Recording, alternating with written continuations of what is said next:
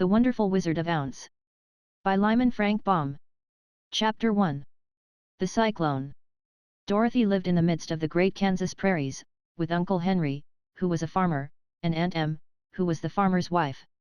Their house was small, for the lumber to build it had to be carried by wagon many miles.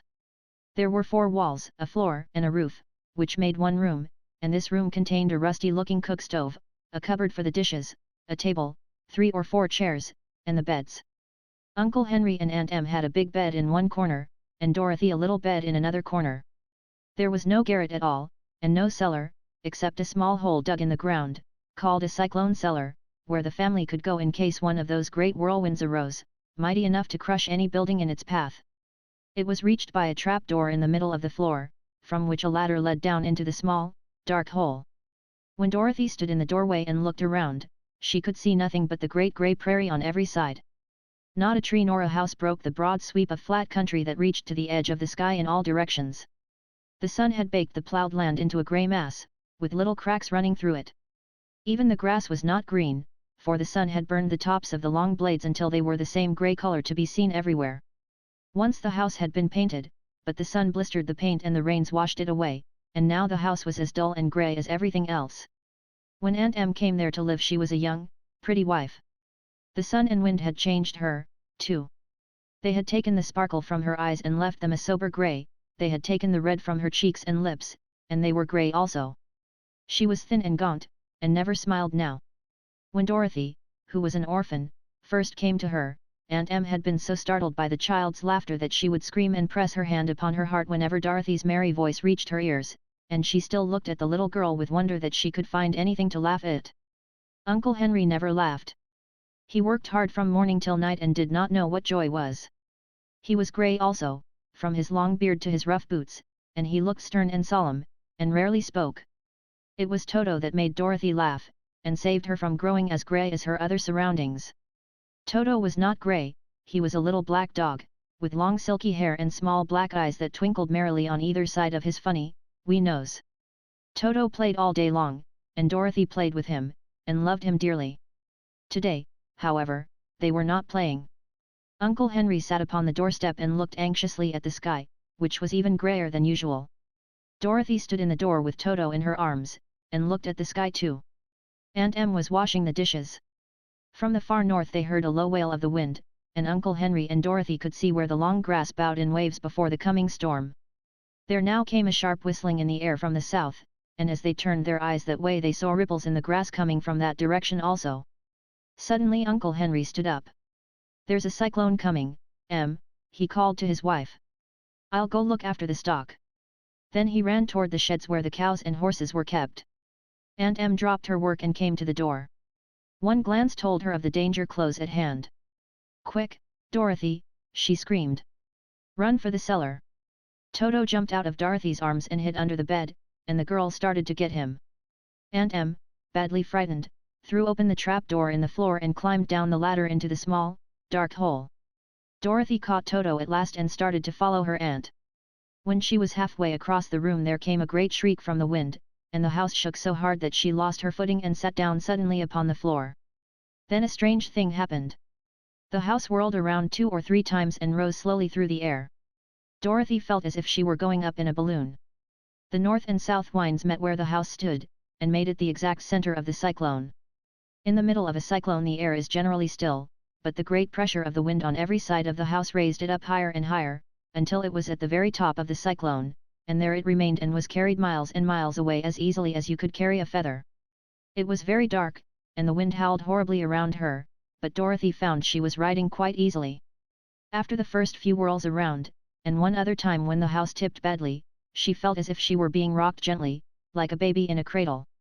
Toto did not like it.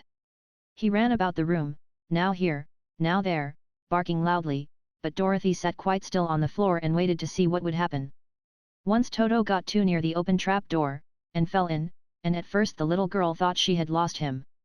But soon she saw one of his ears sticking up through the hole, for the strong pressure of the air was keeping him up so that he could not fall.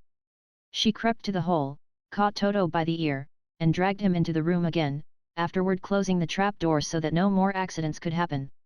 Hour after hour passed away, and slowly Dorothy got over her fright, but she felt quite lonely, and the wind shrieked so loudly all about her that she nearly became deaf. At first she had wondered if she would be dashed to pieces when the house fell again, but as the hours passed and nothing terrible happened, she stopped worrying and resolved to wait calmly and see what the future would bring. At last she crawled over the swaying floor to her bed, and lay down upon it, and Toto followed and lay down beside her. In spite of the swaying of the house and the wailing of the wind, Dorothy soon closed her eyes and fell fast asleep. Chapter 2. The Council with the Munchkins. She was awakened by a shock, so sudden and severe that if Dorothy had not been lying on the soft bed she might have been hurt. As it was, the jar made her catch her breath and wonder what had happened, and Toto put his cold little nose into her face and whined dismally. Dorothy sat up and noticed that the house was not moving, nor was it dark, for the bright sunshine came in at the window, flooding the little room. She sprang from her bed and with Toto at her heels ran and opened the door. The little girl gave a cry of amazement and looked about her, her eyes growing bigger and bigger at the wonderful sights she saw. The cyclone had set the house down very gently, for a cyclone, in the midst of a country of marvelous beauty. There were lovely patches of greensward all about, with stately trees bearing rich and luscious fruits. Banks of gorgeous flowers were on every hand, and birds with rare and brilliant plumage sang and fluttered in the trees and bushes. A little way off was a small brook, rushing and sparkling along between green banks, and murmuring in a voice very grateful to a little girl who had lived so long on the dry, grey prairies. While she stood looking eagerly at the strange and beautiful sights, she noticed coming toward her a group of the queerest people she had ever seen. They were not as big as the grown folk she had always been used to, but neither were they very small. In fact, they seemed about as tall as Dorothy, who was a well-grown child for her age, although they were, so far as looks go, many years older. 3 were men and 1 a woman, and all were oddly dressed. They wore round hats that rose to a small point a foot above their heads, with little bells around the brims that tinkled sweetly as they moved. The hats of the men were blue, the little woman's hat was white, and she wore a white gown that hung in pleats from her shoulders. Over it were sprinkled little stars that glistened in the sun like diamonds. The men were dressed in blue, of the same shade as their hats, and wore well-polished boots with a deep roll of blue at the tops. The men, Dorothy thought, were about as old as Uncle Henry, for 2 of them had beards. But the little woman was doubtless much older. Her face was covered with wrinkles, her hair was nearly white, and she walked rather stiffly. When these people drew near the house where Dorothy was standing in the doorway, they paused and whispered among themselves, as if afraid to come farther. But the little old woman walked up to Dorothy, made a low bow and said, in a sweet voice, "You are welcome, most noble sorceress, to the land of the Munchkins. We are so grateful to you for having killed the wicked witch of the East, and for setting our people free from bondage." Dorothy listened to this speech with wonder. What could the little woman possibly mean by calling her a sorceress, and saying she had killed the wicked witch of the East? Dorothy was an innocent, harmless little girl, who had been carried by a cyclone many miles from home, and she had never killed anything in all her life. But the little woman evidently expected her to answer, so Dorothy said, with hesitation, "You are very kind, but there must be some mistake. I have not killed anything." "Your house did, anyway," replied the little old woman, with a laugh, "and that is the same thing. See," she continued, pointing to the corner of the house. "There are her 2 feet, still sticking out from under a block of wood." Dorothy looked, and gave a little cry of fright. There, indeed, just under the corner of the great beam the house rested on, 2 feet were sticking out, shod in silver shoes with pointed toes. "Oh, dear! Oh, dear!" cried Dorothy, clasping her hands together in dismay. "The house must have fallen on her. Whatever shall we do?" "There is nothing to be done," said the little woman calmly. "But who was she?" asked Dorothy. "She was the wicked witch of the East, as I said," answered the little woman. "She has held all the Munchkins in bondage for many years, making them slave for her night and day. Now they are all set free, and are grateful to you for the favor." "Who are the Munchkins?" inquired Dorothy. "They are the people who live in this land of the East where the wicked witch ruled." "Are you a Munchkin?" asked Dorothy. "No, but I am their friend, although I live in the land of the North. When they saw the witch of the East was dead, the Munchkins sent a swift messenger to me, and I came at once. I am the witch of the North." "Oh, gracious!" cried Dorothy. "Are you a real witch?" "Yes, indeed," answered the little woman. "But I am a good witch, and the people love me. I am not as powerful as the wicked witch was who ruled here, or I should have set the people free myself."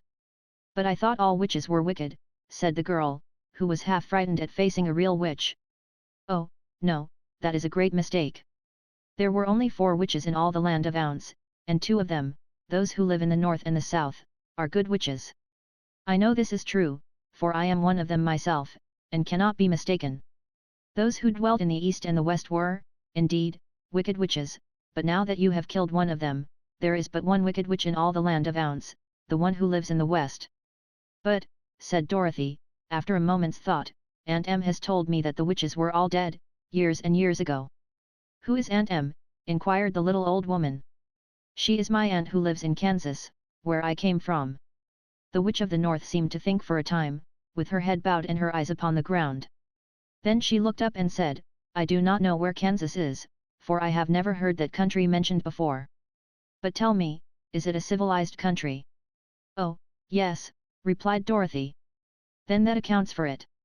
In the civilized countries I believe there are no witches left, nor wizards, nor sorceresses, nor magicians.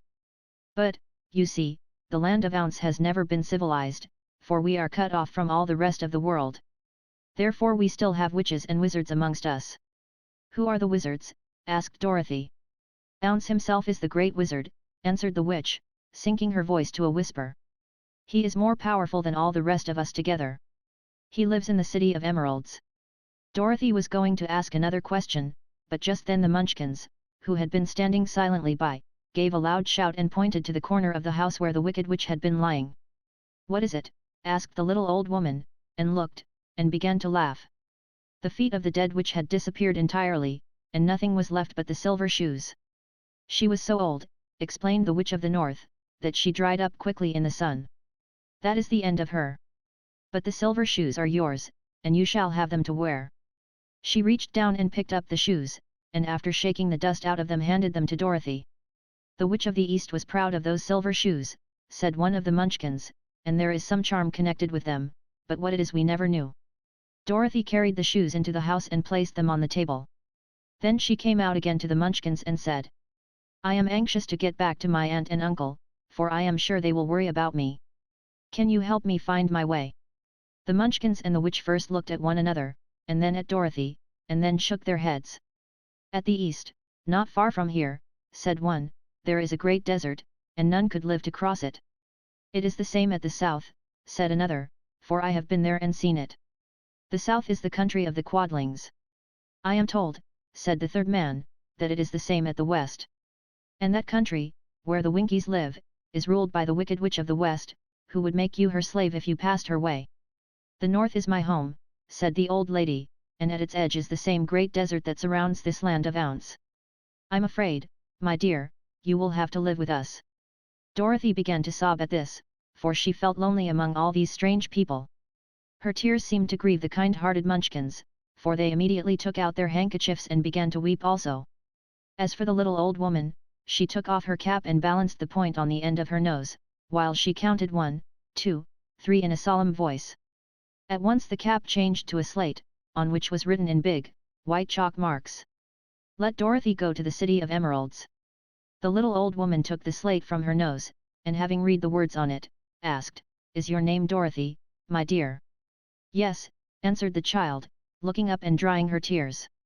Then you must go to the city of emeralds. Perhaps Ounce will help you. Where is this city? Asked Dorothy.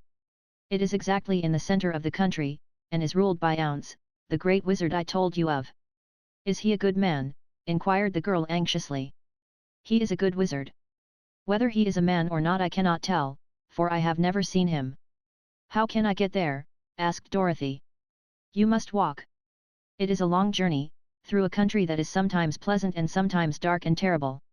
However, I will use all the magic arts I know of to keep you from harm. Won't you go with me? Pleaded the girl, who had begun to look upon the little old woman as her only friend. No, I cannot do that, she replied, but I will give you my kiss, and no one will dare injure a person who has been kissed by the witch of the north. She came close to Dorothy and kissed her gently on the forehead. Where her lips touched the girl they left a round, shining mark, as Dorothy found out soon after. The road to the city of emeralds is paved with yellow brick, said the witch, so you cannot miss it. When you get to Ounce do not be afraid of him, but tell your story and ask him to help you. Goodbye, my dear." The three munchkins bowed low to her and wished her a pleasant journey, after which they walked away through the trees. The witch gave Dorothy a friendly little nod, whirled around on her left heel 3 times, and straightway disappeared, much to the surprise of little Toto, who barked after her loudly enough when she had gone, because he had been afraid even to growl while she stood by. But Dorothy, knowing her to be a witch, had expected her to disappear in just that way, and was not surprised in the least. Chapter 3. How Dorothy Saved the Scarecrow.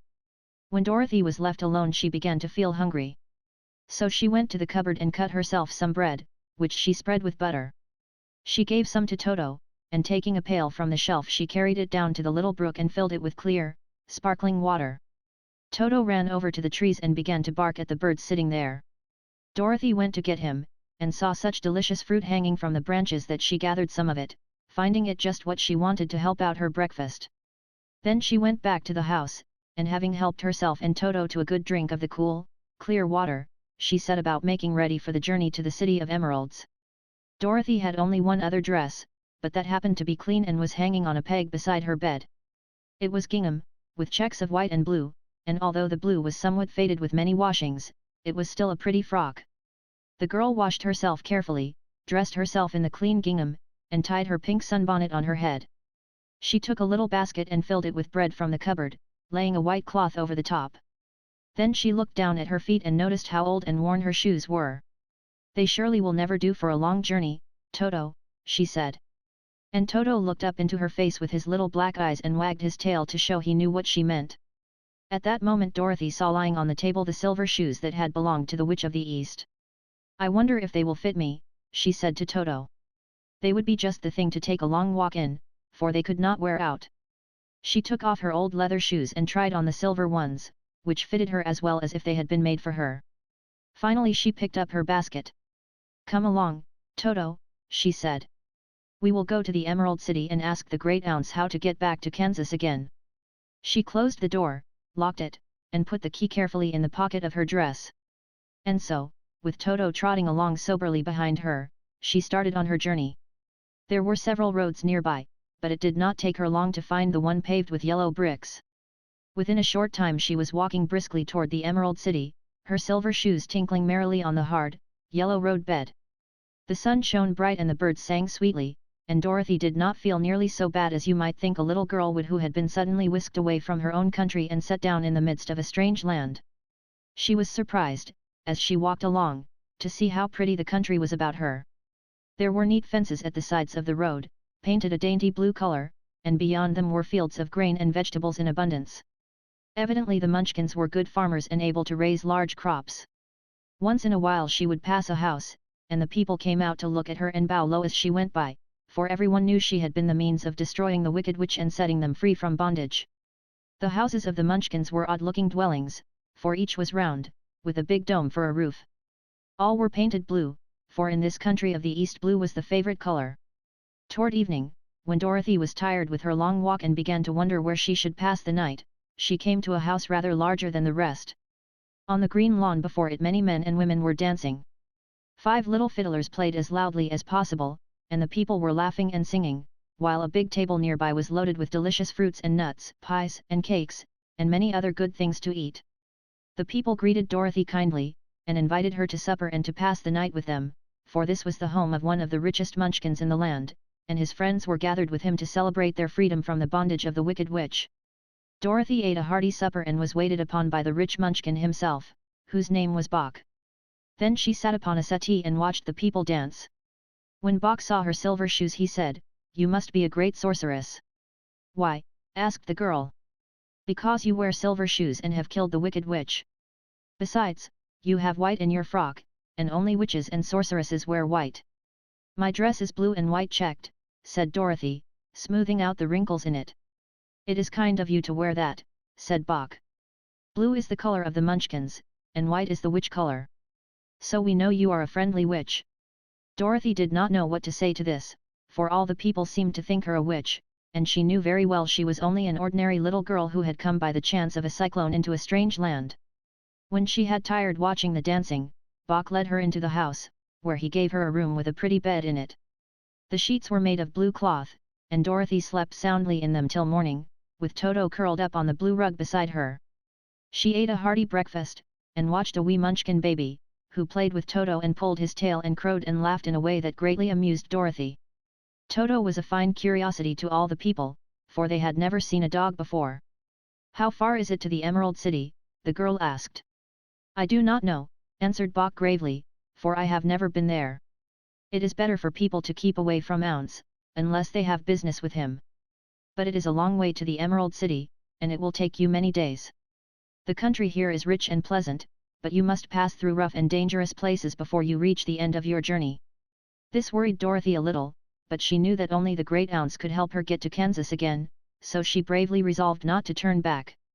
She bade her friends goodbye, and again started along the road of yellow brick.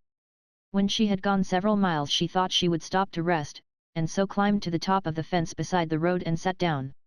There was a great cornfield beyond the fence, and not far away she saw a scarecrow, placed high on a pole to keep the birds from the ripe corn. Dorothy leaned her chin upon her hand and gazed thoughtfully at the scarecrow. Its head was a small sack stuffed with straw, with eyes, nose and mouth painted on it to represent a face. An old, pointed blue hat, that had belonged to some munchkin, was perched on his head, and the rest of the figure was a blue suit of clothes, worn and faded, which had also been stuffed with straw. On the feet were some old boots with blue tops, such as every man wore in this country, and the figure was raised above the stalks of corn by means of the pole stuck up its back. While Dorothy was looking earnestly into the queer, painted face of the scarecrow, she was surprised to see one of the eyes slowly wink at her. She thought she must have been mistaken at first, for none of the scarecrows in Kansas ever wink, but presently the figure nodded its head to her in a friendly way.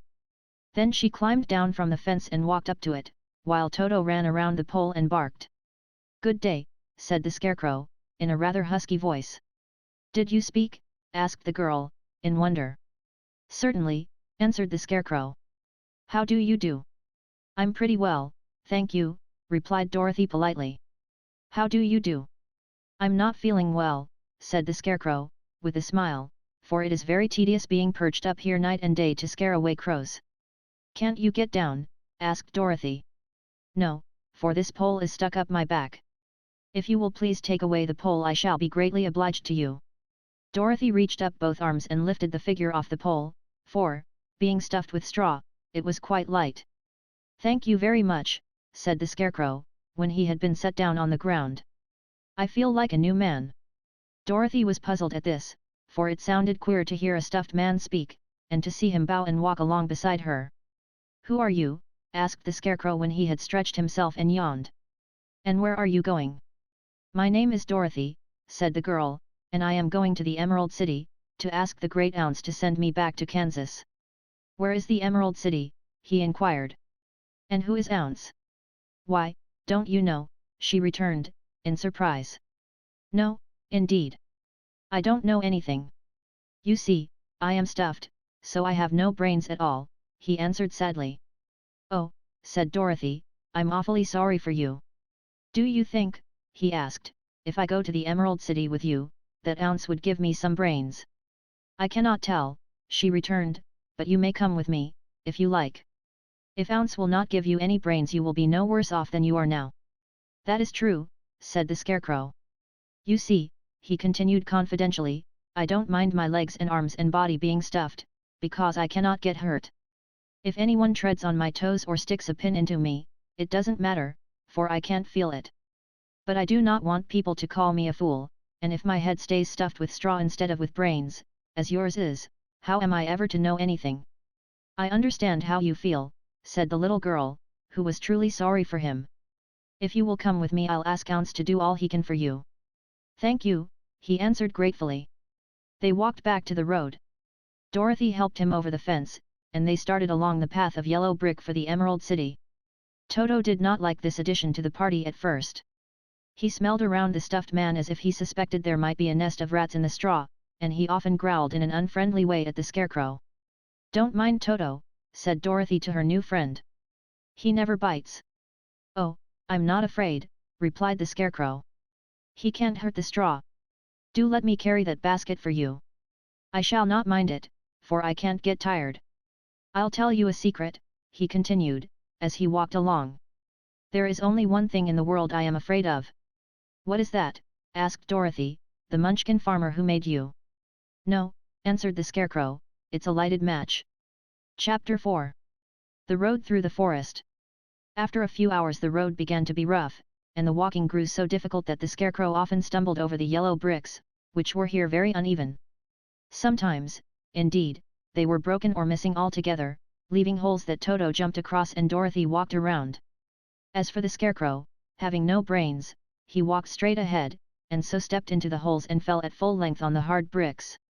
It never hurt him, however, and Dorothy would pick him up and set him upon his feet again, while he joined her in laughing merrily at his own mishap. The farms were not nearly so well cared for here as they were farther back. There were fewer houses and fewer fruit trees, and the farther they went the more dismal and lonesome the country became. At noon they sat down by the roadside, near a little brook, and Dorothy opened her basket and got out some bread. She offered a piece to the Scarecrow, but he refused.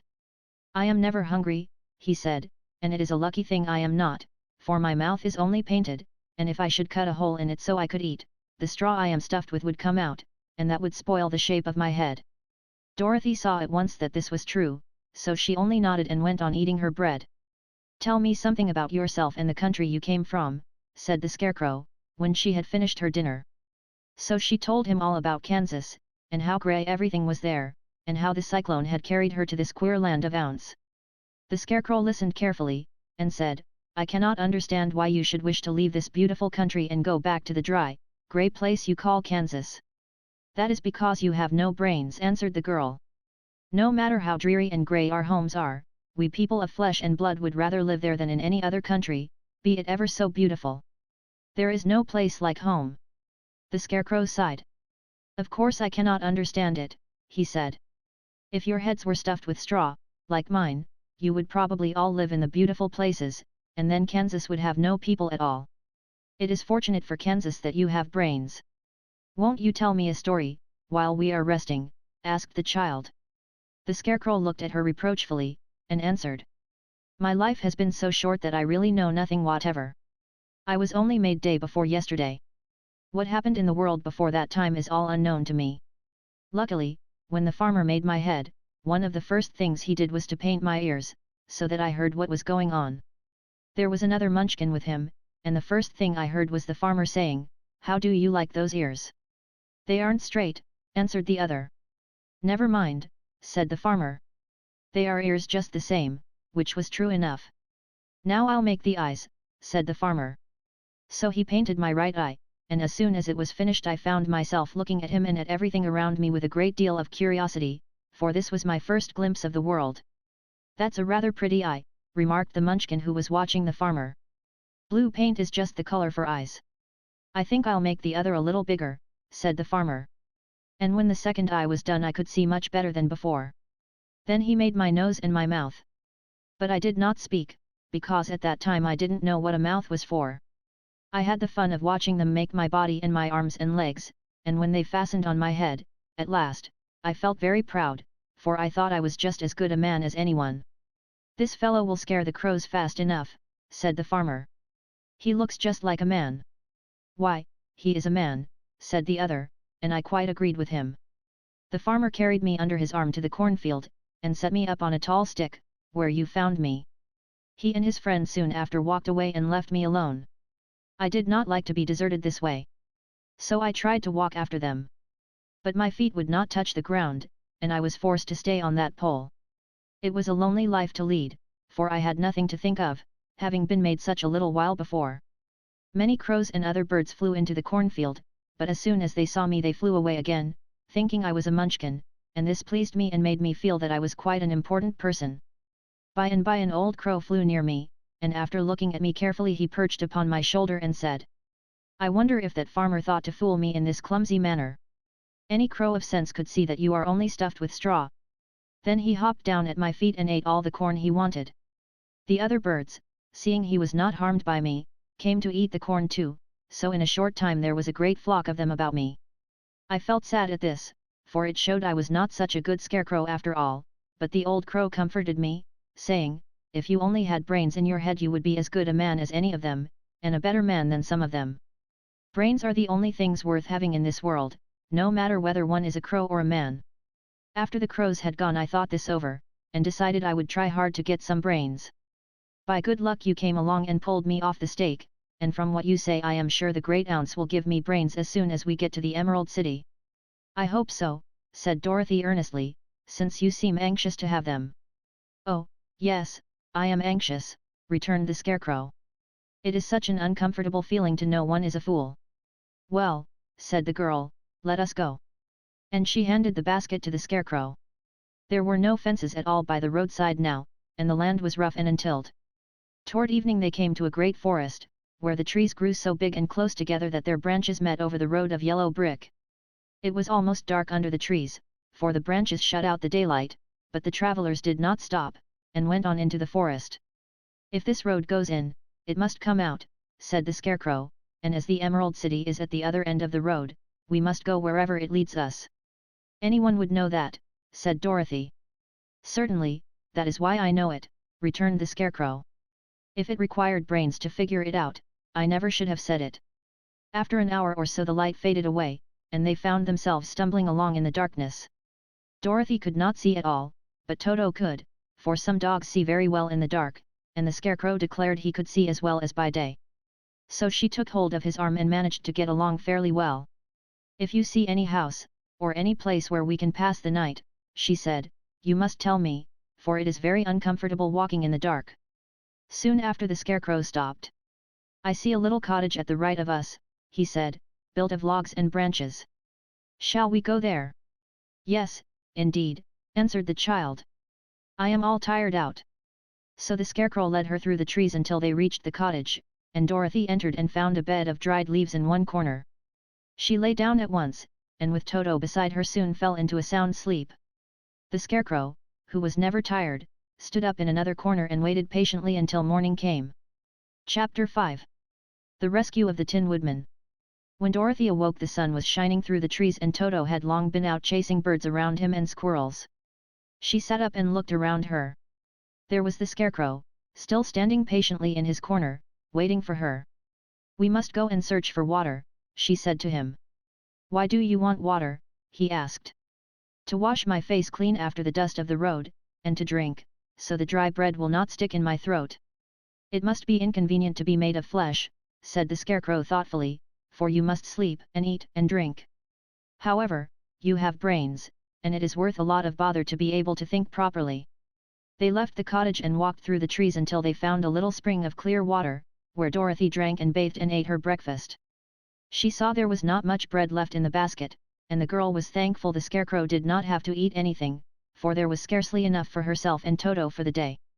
When she had finished her meal, and was about to go back to the road of yellow brick, she was startled to hear a deep groan nearby. What was that? She asked timidly. I cannot imagine, replied the Scarecrow, but we can go and see. Just then another groan reached their ears, and the sound seemed to come from behind them. They turned and walked through the forest a few steps, when Dorothy discovered something shining in a ray of sunshine that fell between the trees. She ran to the place and then stopped short, with a little cry of surprise. One of the big trees had been partly chopped through, and standing beside it, with an uplifted axe in his hands, was a man made entirely of tin. His head and arms and legs were jointed upon his body, but he stood perfectly motionless, as if he could not stir at all. Dorothy looked at him in amazement, and so did the Scarecrow, while Toto barked sharply and made a snap at the tin legs, which hurt his teeth. Did you groan? Asked Dorothy. Yes, answered the Tin Man, I did.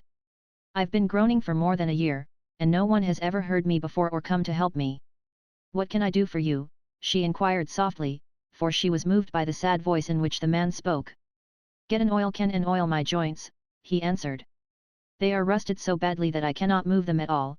If I am well oiled I shall soon be all right again. You will find an oil can on a shelf in my cottage. Dorothy at once ran back to the cottage and found the oil can, and then she returned and asked anxiously, Where are your joints? Oil my neck, first, replied the Tin Woodman. So she oiled it, and as it was quite badly rusted the Scarecrow took hold of the tin head and moved it gently from side to side until it worked freely, and then the man could turn it himself. Now oil the joints in my arms, he said. And Dorothy oiled them and the Scarecrow bent them carefully until they were quite free from rust and as good as new. The Tin Woodman gave a sigh of satisfaction and lowered his axe, which he leaned against the tree. "This is a great comfort," he said. "I have been holding that axe in the air ever since I rusted, and I'm glad to be able to put it down at last. Now, if you will oil the joints of my legs, I shall be all right once more." So they oiled his legs until he could move them freely, and he thanked them again and again for his release, for he seemed a very polite creature, and very grateful. "I might have stood there always if you had not come along," he said, "so you have certainly saved my life. How did you happen to be here?" "We are on our way to the Emerald City to see the great ounce," she answered, "and we stopped at your cottage to pass the night." "Why do you wish to see Ounce?" he asked. "I want him to send me back to Kansas, and the Scarecrow wants him to put a few brains into his head," she replied. The Tin Woodman appeared to think deeply for a moment. Then he said, "Do you suppose Ounce could give me a heart?" "Why, I guess so," Dorothy answered. "It would be as easy as to give the Scarecrow brains." "True," the Tin Woodman returned. "So, if you will allow me to join your party, I will also go to the Emerald City and ask Ounce to help me." "Come along," said the Scarecrow heartily, and Dorothy added that she would be pleased to have his company. So the Tin Woodman shouldered his axe and they all passed through the forest until they came to the road that was paved with yellow brick. The Tin Woodman had asked Dorothy to put the oil can in her basket. "For," he said, "if I should get caught in the rain, and rust again, I would need the oil can badly." It was a bit of good luck to have their new comrade join the party, for soon after they had begun their journey again they came to a place where the trees and branches grew so thick over the road that the travelers could not pass. But the Tin Woodman set to work with his axe and chopped so well that soon he cleared a passage for the entire party.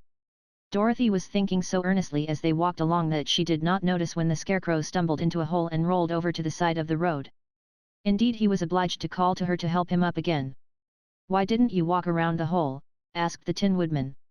"I don't know enough," replied the Scarecrow cheerfully. "My head is stuffed with straw, you know, and that is why I am going to Ounce to ask him for some brains." "Oh, I see," said the Tin Woodman. "But, after all, brains are not the best things in the world." "Have you any?" inquired the Scarecrow. "No, my head is quite empty," answered the Woodman. "But once I had brains, and a heart also, so, having tried them both, I should much rather have a heart." "And why is that?" asked the Scarecrow. "I will tell you my story, and then you will know." So, while they were walking through the forest, the Tin Woodman told the following story. "I was born the son of a woodman who chopped down trees in the forest and sold the wood for a living. When I grew up, I too became a wood chopper, and after my father died I took care of my old mother as long as she lived. Then I made up my mind that instead of living alone I would marry, so that I might not become lonely. There was one of the Munchkin girls who was so beautiful that I soon grew to love her with all my heart. She, on her part, promised to marry me as soon as I could earn enough money to build a better house for her, so I set to work harder than ever. But the girl lived with an old woman who did not want her to marry anyone, for she was so lazy she wished the girl to remain with her and do the cooking and the housework. So the old woman went to the Wicked Witch of the East, and promised her 2 sheep and a cow if she would prevent the marriage. Thereupon the Wicked Witch enchanted my axe, and when I was chopping away at my best one day, for I was anxious to get the new house and my wife as soon as possible, the axe slipped all at once and cut off my left leg. This at first seemed a great misfortune, for I knew a one-legged man could not do very well as a wood chopper. So I went to a tinsmith and had him make me a new leg out of tin. The leg worked very well, once I was used to it. But my action angered the Wicked Witch of the East, for she had promised the old woman I should not marry the pretty Munchkin girl. When I began chopping again, my axe slipped and cut off my right leg. Again I went to the tinsmith, and again he made me a leg out of tin. After this the enchanted axe cut off my arms, one after the other, but, nothing daunted, I had them replaced with tin ones. The Wicked Witch then made the axe slip and cut off my head, and at first I thought that was the end of me. But the tinsmith happened to come along, and he made me a new head out of tin. I thought I had beaten the Wicked Witch then, and I worked harder than ever, but I little knew how cruel my enemy could be. She thought of a new way to kill my love for the beautiful Munchkin maiden, and made my axe slip again, so that it cut right through my body, splitting me into 2 halves. Once more the tinsmith came to my help and made me a body of tin, fastening my tin arms and legs and head to it, by means of joints, so that I could move around as well as ever. But, alas!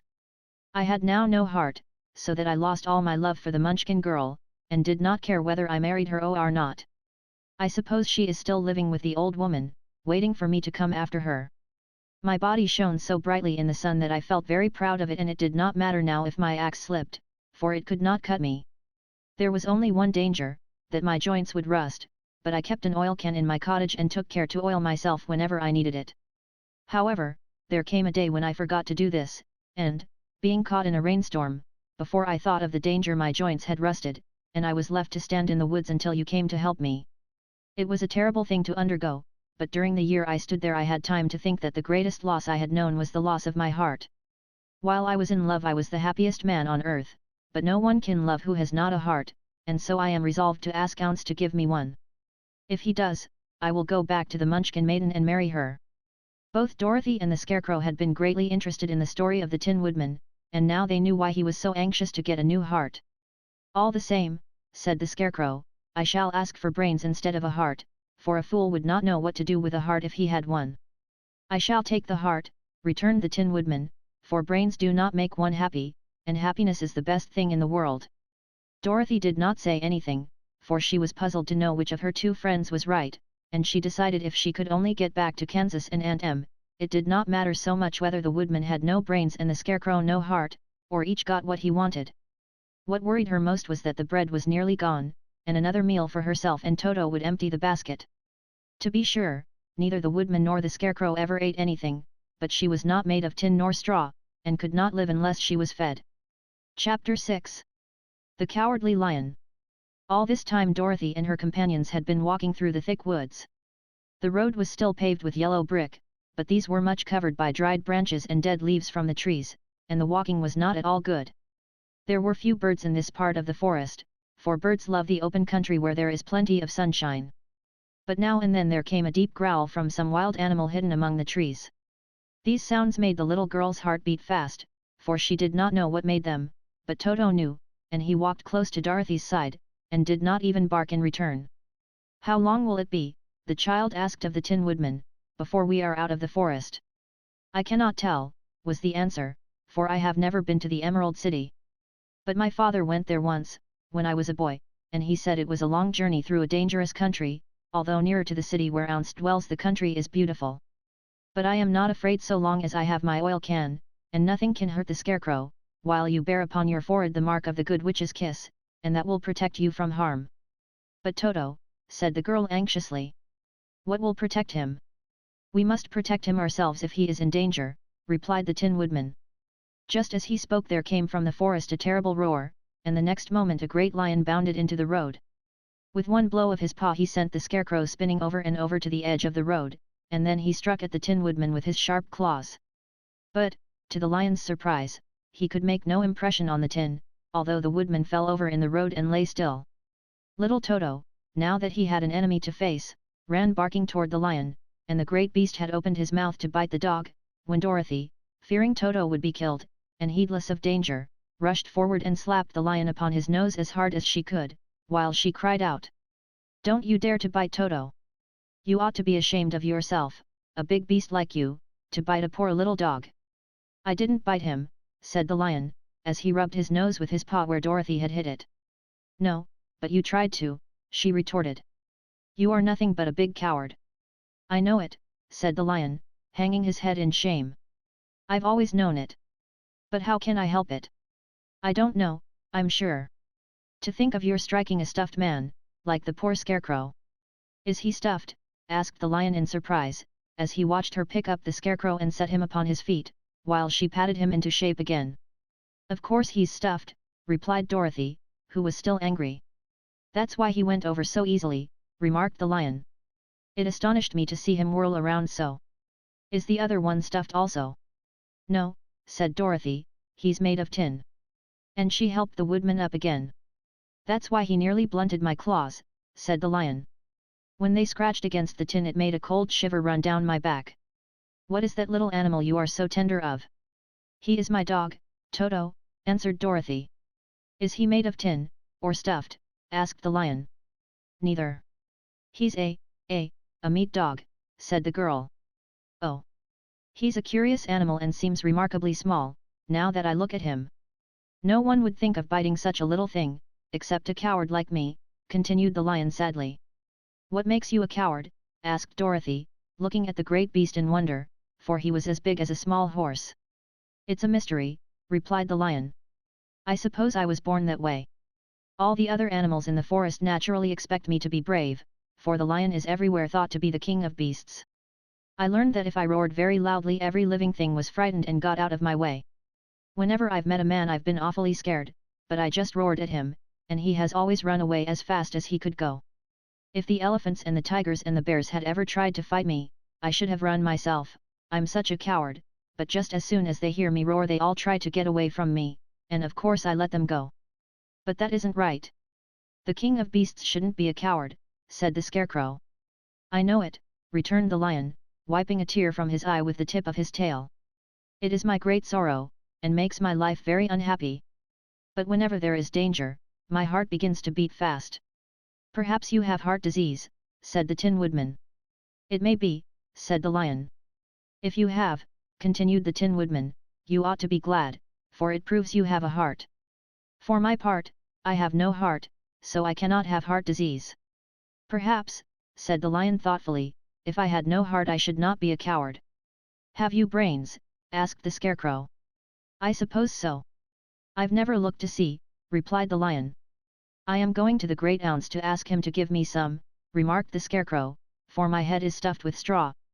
"And I am going to ask him to give me a heart," said the woodman.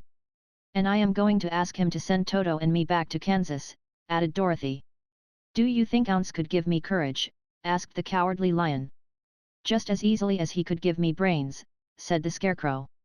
"Or give me a heart," said the Tin Woodman. "Or send me back to Kansas," said Dorothy.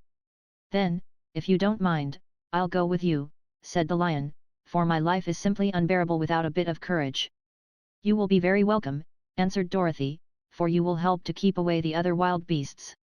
It seems to me they must be more cowardly than you are if they allow you to scare them so easily." "They really are," said the lion, "but that doesn't make me any braver, and as long as I know myself to be a coward I shall be unhappy." So once more the little company set off upon the journey, the lion walking with stately strides at Dorothy's side. Toto did not approve of this new comrade at first, for he could not forget how nearly he had been crushed between the lion's great jaws. But after a time he became more at ease, and presently Toto and the cowardly lion had grown to be good friends. During the rest of that day there was no other adventure to mar the peace of their journey. Once, indeed, the Tin Woodman stepped upon a beetle that was crawling along the road, and killed the poor little thing. This made the Tin Woodman very unhappy, for he was always careful not to hurt any living creature, and as he walked along he wept several tears of sorrow and regret. These tears ran slowly down his face and over the hinges of his jaw, and there they rusted.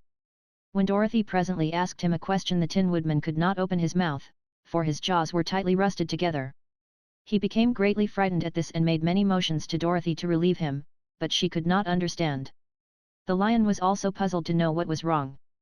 But the scarecrow seized the oil can from Dorothy's basket and oiled the woodman's jaws, so that after a few moments he could talk as well as before. "This will serve me a lesson," said he, "to look where I step. For if I should kill another bug or beetle I should surely cry again, and crying rusts my jaws so that I cannot speak." Thereafter he walked very carefully, with his eyes on the road, and when he saw a tiny ant toiling by he would step over it, so as not to harm it. The Tin Woodman knew very well he had no heart, and therefore he took great care never to be cruel or unkind to anything. "You people with hearts," he said, "have something to guide you, and need never do wrong, but I have no heart, and so I must be very careful. When Ounce gives me a heart of course I needn't mind so much." Chapter 7. The Journey to the Great Ounce. They were obliged to camp out that night under a large tree in the forest, for there were no houses near. The tree made a good, thick covering to protect them from the dew, and the Tin Woodman chopped a great pile of wood with his axe and Dorothy built a splendid fire that warmed her and made her feel less lonely. She and Toto ate the last of their bread, and now she did not know what they would do for breakfast. "If you wish," said the lion, "I will go into the forest and kill a deer for you. You can roast it by the fire, since your tastes are so peculiar that you prefer cooked food, and then you will have a very good breakfast." "Don't. Please don't," begged the Tin Woodman. "I should certainly weep if you killed a poor deer, and then my jaws would rust again." But the lion went away into the forest and found his own supper, and no one ever knew what it was, for he didn't mention it. And the scarecrow found a tree full of nuts and filled Dorothy's basket with them, so that she would not be hungry for a long time. She thought this was very kind and thoughtful of the Scarecrow, but she laughed heartily at the awkward way in which the poor creature picked up the nuts. His padded hands were so clumsy and the nuts were so small that he dropped almost as many as he put in the basket. But the Scarecrow did not mind how long it took him to fill the basket, for it enabled him to keep away from the fire, as he feared a spark might get into his straw and burn him up. So he kept a good distance away from the flames, and only came near to cover Dorothy with dry leaves when she lay down to sleep. These kept her very snug and warm, and she slept soundly until morning. When it was daylight, the girl bathed her face in a little rippling brook, and soon after they all started toward the Emerald City. This was to be an eventful day for the travelers. They had hardly been walking an hour when they saw before them a great ditch that crossed the road and divided the forest as far as they could see on either side. It was a very wide ditch, and when they crept up to the edge and looked into it they could see it was also very deep, and there were many big, jagged rocks at the bottom. The sides were so steep that none of them could climb down, and for a moment it seemed that their journey must end. "What shall we do?" asked Dorothy despairingly. "I haven't the faintest idea," said the Tin Woodman, and the Lion shook his shaggy mane and looked thoughtful. But the Scarecrow said, "We cannot fly, that is certain. Neither can we climb down into this great ditch.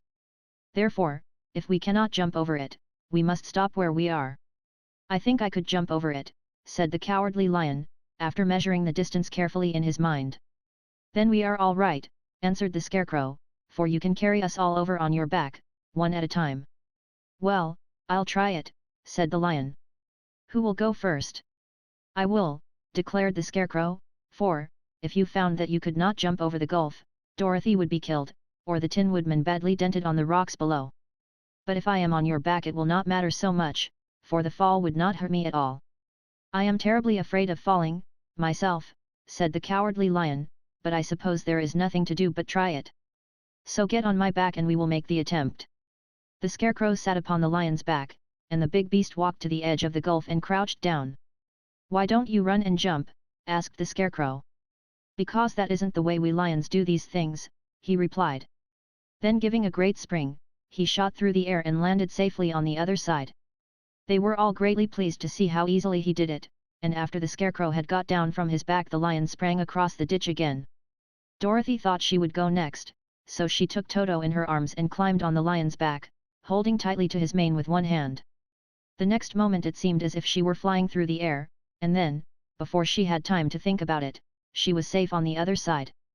The lion went back a third time and got the Tin Woodman, and then they all sat down for a few moments to give the beast a chance to rest, for his great leaps had made his breath short, and he panted like a big dog that has been running too long. They found the forest very thick on this side, and it looked dark and gloomy.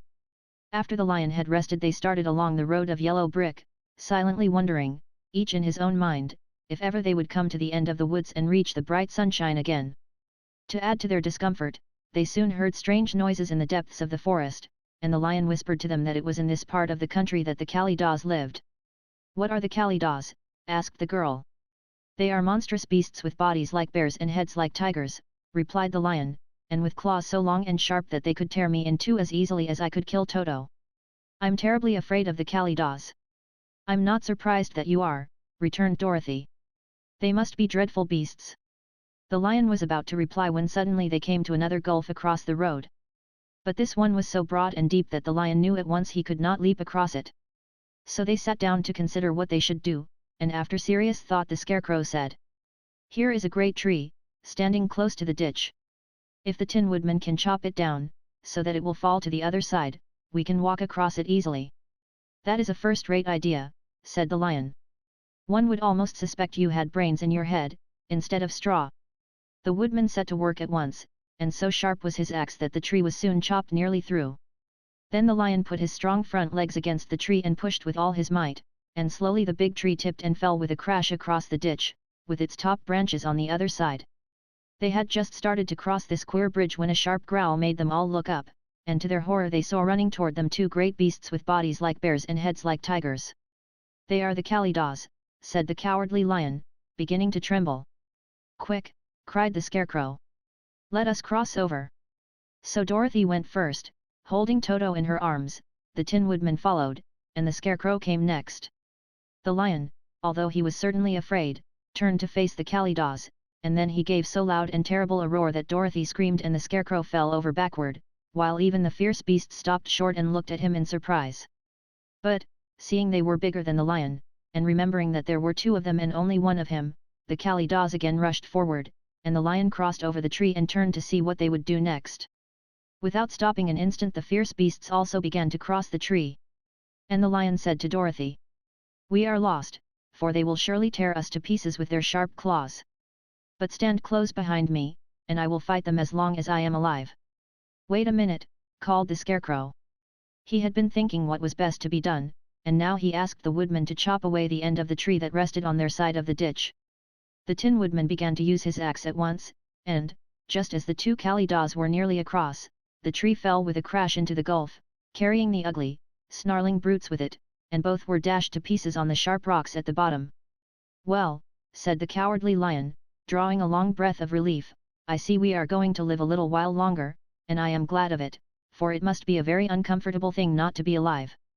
Those creatures frightened me so badly that my heart is beating yet." "Ah," said the Tin Woodman sadly, "I wish I had a heart to beat." This adventure made the travelers more anxious than ever to get out of the forest, and they walked so fast that Dorothy became tired, and had to ride on the lion's back. To their great joy, the trees became thinner the farther they advanced, and in the afternoon they suddenly came upon a broad river, flowing swiftly just before them.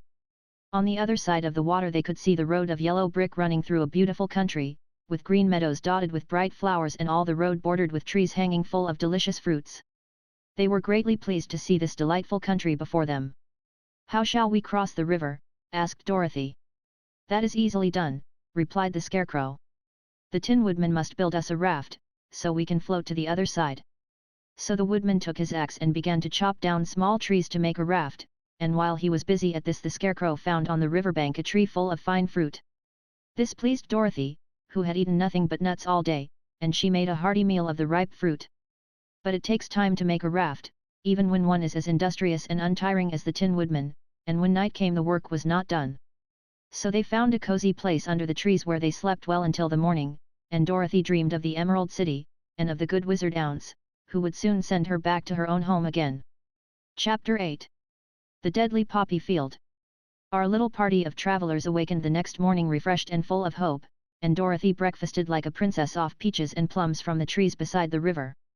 Behind them was the dark forest they had passed safely through, although they had suffered many discouragements, but before them was a lovely, sunny country that seemed to beckon them on to the Emerald City. To be sure, the broad river now cut them off from this beautiful land. But the raft was nearly done, and after the Tin Woodman had cut a few more logs and fastened them together with wooden pins, they were ready to start. Dorothy sat down in the middle of the raft and held Toto in her arms. When the cowardly lion stepped upon the raft it tipped badly, for he was big and heavy, but the Scarecrow and the Tin Woodman stood upon the other end to steady it, and they had long poles in their hands to push the raft through the water. They got along quite well at first, but when they reached the middle of the river the swift current swept the raft downstream, farther and farther away from the road of yellow brick. And the water grew so deep that the long poles would not touch the bottom. "This is bad," said the Tin Woodman, "for if we cannot get to the land we shall be carried into the country of the Wicked Witch of the West, and she will enchant us and make us her slaves." "And then I should get no brains," said the Scarecrow. "And I should get no courage," said the Cowardly Lion. "And I should get no heart," said the Tin Woodman. "And I should never get back to Kansas," said Dorothy. "We must certainly get to the Emerald City if we can," the Scarecrow continued, and he pushed so hard on his long pole that it stuck fast in the mud at the bottom of the river. Then, before he could pull it out again, or let go, the raft was swept away, and the poor Scarecrow was left clinging to the pole in the middle of the river.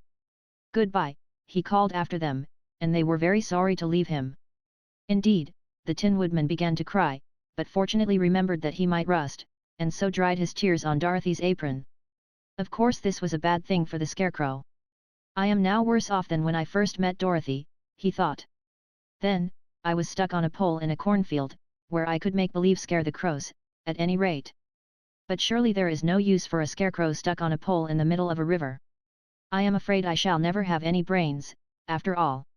Down the stream the raft floated, and the poor Scarecrow was left far behind. Then the lion said, "Something must be done to save us. I think I can swim to the shore and pull the raft after me, if you will only hold fast to the tip of my tail." So he sprang into the water, and the Tin Woodman caught fast hold of his tail. Then the lion began to swim with all his might toward the shore. It was hard work, although he was so big, but by and by they were drawn out of the current, and then Dorothy took the Tin Woodman's long pole and helped push the raft to the land. They were all tired out when they reached the shore at last and stepped off upon the pretty green grass, and they also knew that the stream had carried them a long way past the road of yellow brick that led to the Emerald City. "What shall we do now?" asked the Tin Woodman, as the lion lay down on the grass to let the sun dry him. "We must get back to the road, in some way," said Dorothy. "The best plan will be to walk along the riverbank until we come to the road again," remarked the lion. So, when they were rested, Dorothy picked up her basket and they started along the grassy bank, to the road from which the river had carried them. It was a lovely country, with plenty of flowers and fruit trees and sunshine to cheer them, and had they not felt so sorry for the poor scarecrow, they could have been very happy. They walked along as fast as they could, Dorothy only stopping once to pick a beautiful flower, and after a time the Tin Woodman cried out, "Look!" Then they all looked at the river and saw the scarecrow perched upon his pole in the middle of the water, looking very lonely and sad. "What can we do to save him?" asked Dorothy. The lion and the woodman both shook their heads, for they did not know. So they sat down upon the bank and gazed wistfully at the scarecrow until a stork flew by, who, upon seeing them, stopped to rest at the water's edge. "Who are you and where are you going?" asked the stork. "I am Dorothy," answered the girl, "and these are my friends, the Tin Woodman and the Cowardly Lion, and we are going to the Emerald City." "This isn't the road," said the stork, as she twisted her long neck and looked sharply at the queer party. "I know it," returned Dorothy, "but we have lost the scarecrow, and are wondering how we shall get him again." "Where is he?" asked the stork. "Over there in the river," answered the little girl. "If he wasn't so big and heavy I would get him for you," remarked the stork.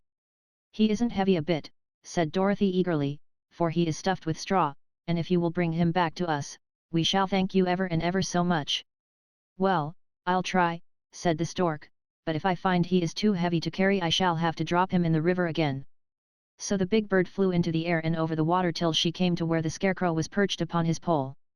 Then the stork with her great claws grabbed the scarecrow by the arm and carried him up into the air and back to the bank where Dorothy and the lion and the Tin Woodman and Toto were sitting. When the scarecrow found himself among his friends again, he was so happy that he hugged them all, even the lion and Toto, and as they walked along he sang Tolda-Arido, at every step, he felt so gay. "I was afraid I should have to stay in the river forever," he said, "but the kind stork saved me, and if I ever get any brains I shall find the stork again and do her some kindness in return." "That's all right," said the stork, who was flying along beside them. "I always like to help anyone in trouble. But I must go now, for my babies are waiting in the nest for me. I hope you will find the Emerald City and that Ounce will help you." "Thank you," replied Dorothy, and then the kind stork flew into the air and was soon out of sight. They walked along listening to the singing of the brightly colored birds and looking at the lovely flowers which now became so thick that the ground was carpeted with them. There were big yellow and white and blue and purple blossoms, besides great clusters of scarlet poppies, which were so brilliant in color they almost dazzled Dorothy's eyes. "Aren't they beautiful?" the girl asked, as she breathed in the spicy scent of the bright flowers. "I suppose so," answered the scarecrow. "When I have brains, I shall probably like them better. If I only had a heart, I should love them," added the Tin Woodman. "I always did like flowers," said the lion. "They seem so helpless and frail. But there are none in the forest so bright as these." They now came upon more and more of the big scarlet poppies, and fewer of the other flowers, and soon they found themselves in the midst of a great meadow of poppies. Now it is well known that when there are many of these flowers together their odor is so powerful that anyone who breathes it falls asleep, and if the sleeper is not carried away from the scent of the flowers, he sleeps on and on forever. But Dorothy did not know this, nor could she get away from the bright red flowers that were everywhere about, so presently her eyes grew heavy and she felt she must sit down to rest and to sleep. But the Tin Woodman would not let her do this. "We must hurry and get back to the road of yellow brick before dark," he said, and the scarecrow agreed with him. So they kept walking until Dorothy could stand no longer. Her eyes closed in spite of herself and she forgot where she was and fell among the poppies, fast asleep. "What shall we do?" asked the Tin Woodman. "If we leave her here she will die," said the lion. "The smell of the flowers is killing us all. I myself can scarcely keep my eyes open, and the dog is asleep already."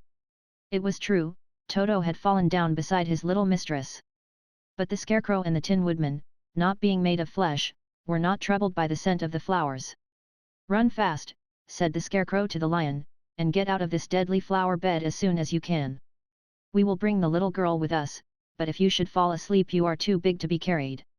So the lion aroused himself and bounded forward as fast as he could go. In a moment he was out of sight. "Let us make a chair with our hands and carry her," said the Scarecrow. So they picked up Toto and put the dog in Dorothy's lap, and then they made a chair with their hands for the seat and their arms for the arms and carried the sleeping girl between them through the flowers. On and on they walked, and it seemed that the great carpet of deadly flowers that surrounded them would never end. They followed the bend of the river, and at last came upon their friend the lion, lying fast asleep among the poppies.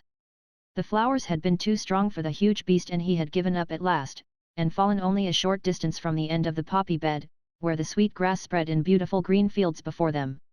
"We can do nothing for him," said the Tin Woodman, sadly, "for he is much too heavy to lift. We must leave him here to sleep on forever, and perhaps he will dream that he has found courage at last." "I'm sorry," said the Scarecrow. "The lion was a very good comrade for one so cowardly. But let us go on." They carried the sleeping girl to a pretty spot beside the river, far enough from the poppy field to prevent her breathing any more of the poison of the flowers, and here they laid her gently on the soft grass and waited for the fresh breeze to waken her. Chapter 9. The Queen of the Field Mice. "We cannot be far from the road of yellow brick, now," remarked the Scarecrow, as he stood beside the girl, "for we have come nearly as far as the river carried us away." The Tin Woodman was about to reply when he heard a low growl, and turning his head, which worked beautifully on hinges, he saw a strange beast come bounding over the grass toward them. It was, indeed, a great yellow wildcat, and the woodman thought it must be chasing something, for its ears were lying close to its head and its mouth was wide open, showing 2 rows of ugly teeth, while its red eyes glowed like balls of fire. As it came near, the Tin Woodman saw that running before the beast was a little grey field mouse, and although he had no heart he knew it was wrong for the wildcat to try to kill such a pretty, harmless creature. So the woodman raised his axe, and as the wildcat ran by he gave it a quick blow that cut the beast's head clean off from its body, and it rolled over at his feet in 2 pieces. The field mouse, now that it was freed from its enemy, stopped short, and coming slowly up to the woodman it said, in a squeaky little voice, "Oh, thank you. Thank you ever so much for saving my life." "Don't speak of it, I beg of you," replied the woodman.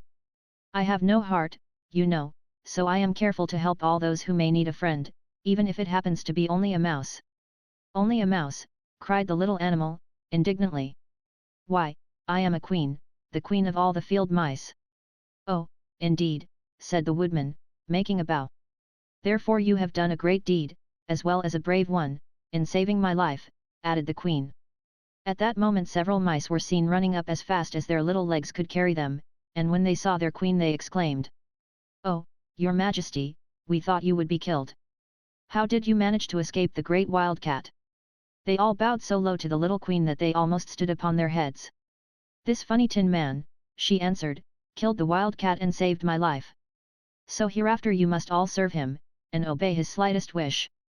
"We will," cried all the mice, in a shrill chorus. And then they scampered in all directions, for Toto had awakened from his sleep, and seeing all these mice around him he gave one bark of delight and jumped right into the middle of the group. Toto had always loved to chase mice when he lived in Kansas, and he saw no harm in it. But the Tin Woodman caught the dog in his arms and held him tight, while he called to the mice, "Come back! Come back! Toto shall not hurt you." At this the queen of the mice stuck her head out from underneath a clump of grass and asked, in a timid voice, "Are you sure he will not bite us?" "I will not let him," said the woodman, "so do not be afraid." One by one the mice came creeping back, and Toto did not bark again, although he tried to get out of the woodman's arms, and would have bitten him had he not known very well he was made of tin. Finally one of the biggest mice spoke. "Is there anything we can do," it asked, "to repay you for saving the life of our queen?" "Nothing that I know of," answered the woodman, but the Scarecrow, who had been trying to think, but could not because his head was stuffed with straw, said, quickly, "Oh, yes, you can save our friend, the cowardly lion, who is asleep in the poppy bed." "A lion!" cried the little queen. "Why, he would eat us all up." "Oh, no," declared the Scarecrow, "this lion is a coward." "Really?" asked the mouse. "He says so himself," answered the Scarecrow, "and he would never hurt anyone who is our friend." If you will help us to save him, I promise that he shall treat you all with kindness." "Very well," said the queen, "we trust you. But what shall we do? Are there many of these mice which call you queen and are willing to obey you?" "Oh, yes, there are thousands," she replied. "Then send for them all to come here as soon as possible, and let each one bring a long piece of string." The queen turned to the mice that attended her and told them to go at once and get all her people. As soon as they heard her orders, they ran away in every direction as fast as possible. "Now," said the Scarecrow to the Tin Woodman, "you must go to those trees by the riverside and make a truck that will carry the lion." So the woodman went at once to the trees and began to work, and he soon made a truck out of the limbs of trees, from which he chopped away all the leaves and branches. He fastened it together with wooden pegs and made the four wheels out of short pieces of a big tree trunk. So fast and so well did he work that by the time the mice began to arrive, the truck was all ready for them. They came from all directions, and there were thousands of them, big mice and little mice and middle-sized mice, and each one brought a piece of string in his mouth. It was about this time that Dorothy woke from her long sleep and opened her eyes. She was greatly astonished to find herself lying upon the grass, with thousands of mice standing around and looking at her timidly. But the Scarecrow told her about everything, and turning to the dignified little mouse, he said, "Permit me to introduce to you Her Majesty, the Queen." Dorothy nodded gravely and the Queen made a curtsy, after which she became quite friendly with the little girl. The Scarecrow and the Woodman now began to fasten the mice to the truck, using the strings they had brought. One end of a string was tied around the neck of each mouse and the other end to the truck.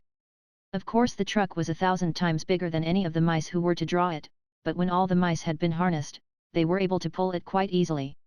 Even the Scarecrow and the Tin Woodman could sit on it, and were drawn swiftly by their queer little horses to the place where the lion lay asleep.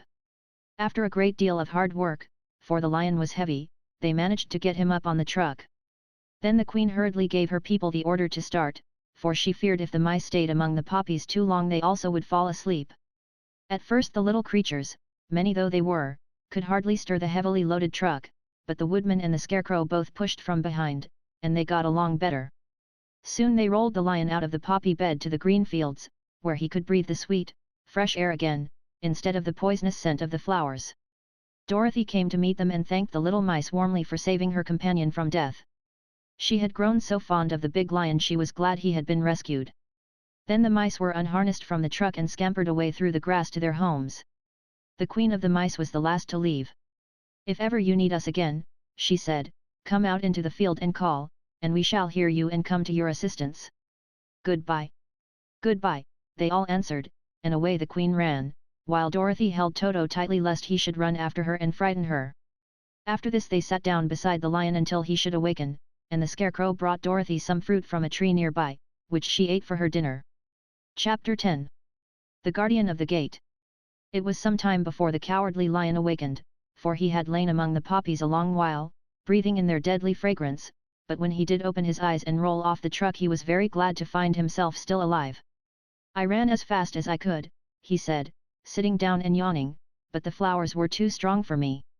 How did you get me out?"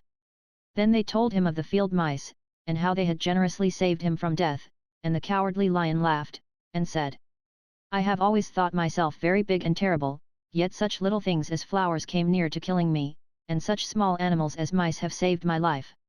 How strange it all is! But, comrades, what shall we do now?" "We must journey on until we find the road of yellow brick again," said Dorothy, "and then we can keep on to the Emerald City." So, the lion being fully refreshed, and feeling quite himself again, they all started upon the journey, greatly enjoying the walk through the soft, fresh grass, and it was not long before they reached the road of yellow brick and turned again toward the Emerald City where the great ounce dwelt. The road was smooth and well paved, now, and the country about was beautiful, so that the travelers rejoiced in leaving the forest far behind, and with it the many dangers they had met in its gloomy shades. Once more they could see fences built beside the road, but these were painted green, and when they came to a small house, in which a farmer evidently lived, that also was painted green. They passed by several of these houses during the afternoon, and sometimes people came to the doors and looked at them as if they would like to ask questions, but no one came near them nor spoke to them because of the great lion, of which they were very much afraid. The people were all dressed in clothing of a lovely emerald green color and wore peaked hats like those of the Munchkins. "This must be the land of Ounce," said Dorothy, "and we are surely getting near the Emerald City." "Yes," answered the Scarecrow. Everything is green here, while in the country of the Munchkins blue was the favorite color. But the people do not seem to be as friendly as the Munchkins, and I'm afraid we shall be unable to find a place to pass the night. I should like something to eat besides fruit, said the girl, and I'm sure Toto is nearly starved. Let us stop at the next house and talk to the people. So, when they came to a good-sized farmhouse, Dorothy walked boldly up to the door and knocked. A woman opened it just far enough to look out, and said, "What do you want, child, and why is that great lion with you?" "We wish to pass the night with you, if you will allow us," answered Dorothy, "and the lion is my friend and comrade, and would not hurt you for the world." "Is he tame?" asked the woman, opening the door a little wider. "Oh, yes," said the girl, "and he is a great coward, too. He will be more afraid of you than you are of him." "Well," said the woman, after thinking it over and taking another peep at the lion, "if that is the case you may come in, and I will give you some supper and a place to sleep." So they all entered the house, where there were, besides the woman, 2 children and a man. The man had hurt his leg, and was lying on the couch in a corner. They seemed greatly surprised to see so strange a company, and while the woman was busy laying the table the man asked, "Where are you all going?" "To the Emerald City," said Dorothy, "to see the great ounce." "Oh, indeed," exclaimed the man. "Are you sure that ounce will see you?" "Why not?" she replied. "Why, it is said that he never lets anyone come into his presence. I have been to the Emerald City many times, and it is a beautiful and wonderful place, but I have never been permitted to see the great ounce, nor do I know of any living person who has seen him."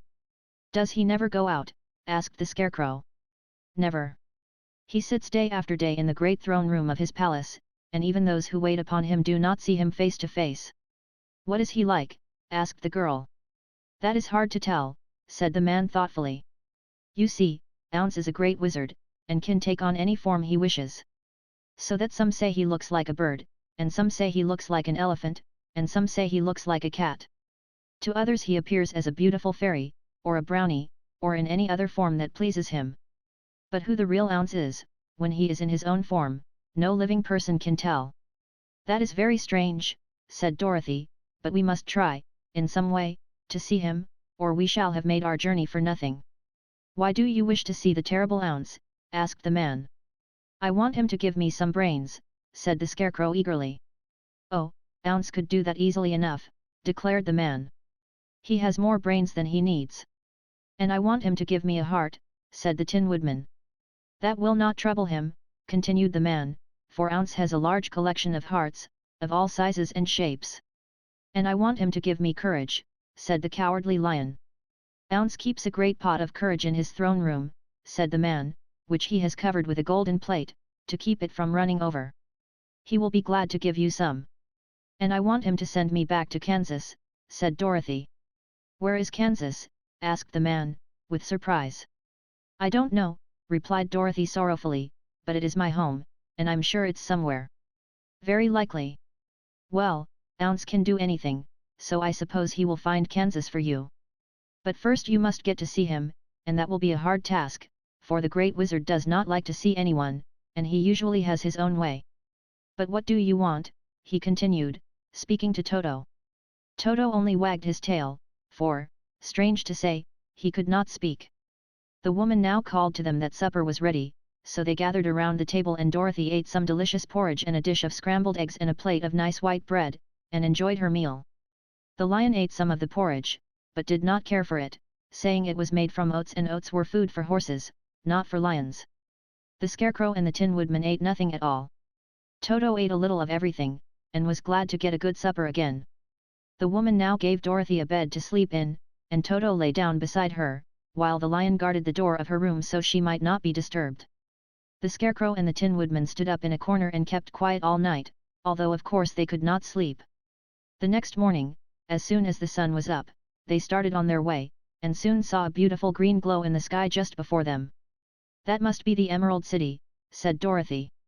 As they walked on, the green glow became brighter and brighter, and it seemed that at last they were nearing the end of their travels. Yet it was afternoon before they came to the great wall that surrounded the city. It was high and thick and of a bright green color. In front of them, and at the end of the road of yellow brick, was a big gate, all studded with emeralds that glittered so in the sun that even the painted eyes of the Scarecrow were dazzled by their brilliancy. There was a bell beside the gate, and Dorothy pushed the button and heard a silvery tinkle sound within. Then the big gate swung slowly open, and they all passed through and found themselves in a high arched room, the walls of which glistened with countless emeralds. Before them stood a little man about the same size as the Munchkins. He was clothed all in green, from his head to his feet, and even his skin was of a greenish tint. At his side was a large green box. When he saw Dorothy and her companions, the man asked, "What do you wish in the Emerald City?" "We came here to see the great ounce," said Dorothy. The man was so surprised at this answer that he sat down to think it over. "It has been many years since anyone asked me to see Ounce," he said, shaking his head in perplexity. "He is powerful and terrible, and if you come on an idle or foolish errand to bother the wise reflections of the great wizard, he might be angry and destroy you all in an instant." "But it is not a foolish errand, nor an idle one," replied the Scarecrow, "it is important. And we have been told that Ounce is a good wizard." "So he is," said the Green Man, "and he rules the Emerald City wisely and well. But to those who are not honest, or who approach him from curiosity, he is most terrible, and few have ever dared ask to see his face. I am the guardian of the gates, and since you demand to see the great Ounce, I must take you to his palace. But first you must put on the spectacles." "Why?" asked Dorothy. "Because if you did not wear spectacles, the brightness and glory of the Emerald City would blind you. Even those who live in the city must wear spectacles night and day. They are all locked on, for Ounce so ordered it when the city was first built, and I have the only key that will unlock them." He opened the big box, and Dorothy saw that it was filled with spectacles of every size and shape. All of them had green glasses in them. The guardian of the gates found a pair that would just fit Dorothy and put them over her eyes. There were 2 golden bands fastened to them that passed around the back of her head, where they were locked together by a little key that was at the end of a chain the guardian of the gates wore around his neck. When they were on, Dorothy could not take them off had she wished, but of course she did not wish to be blinded by the glare of the Emerald City, so she said nothing.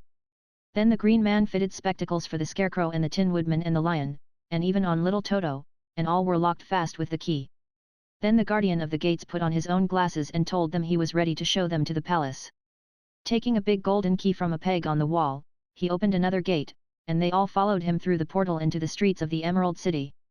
Chapter 11. The Wonderful City of Ounce. Even with eyes protected by the green spectacles, Dorothy and her friends were at first dazzled by the brilliancy of the wonderful city. The streets were lined with beautiful houses all built of green marble and studded everywhere with sparkling emeralds. They walked over a pavement of the same green marble, and where the blocks were joined together were rows of emeralds, set closely, and glittering in the brightness of the sun. The window panes were of green glass, even the sky above the city had a green tint, and the rays of the sun were green. There were many people, men, women, and children, walking about, and these were all dressed in green clothes and had greenish skins. They looked at Dorothy and her strangely assorted company with wondering eyes, and the children all ran away and hid behind their mothers when they saw the lion, but no one spoke to them. Many shops stood in the street, and Dorothy saw that everything in them was green. Green candy and green popcorn were offered for sale, as well as green shoes, green hats, and green clothes of all sorts. At one place a man was selling green lemonade, and when the children bought it, Dorothy could see that they paid for it with green pennies.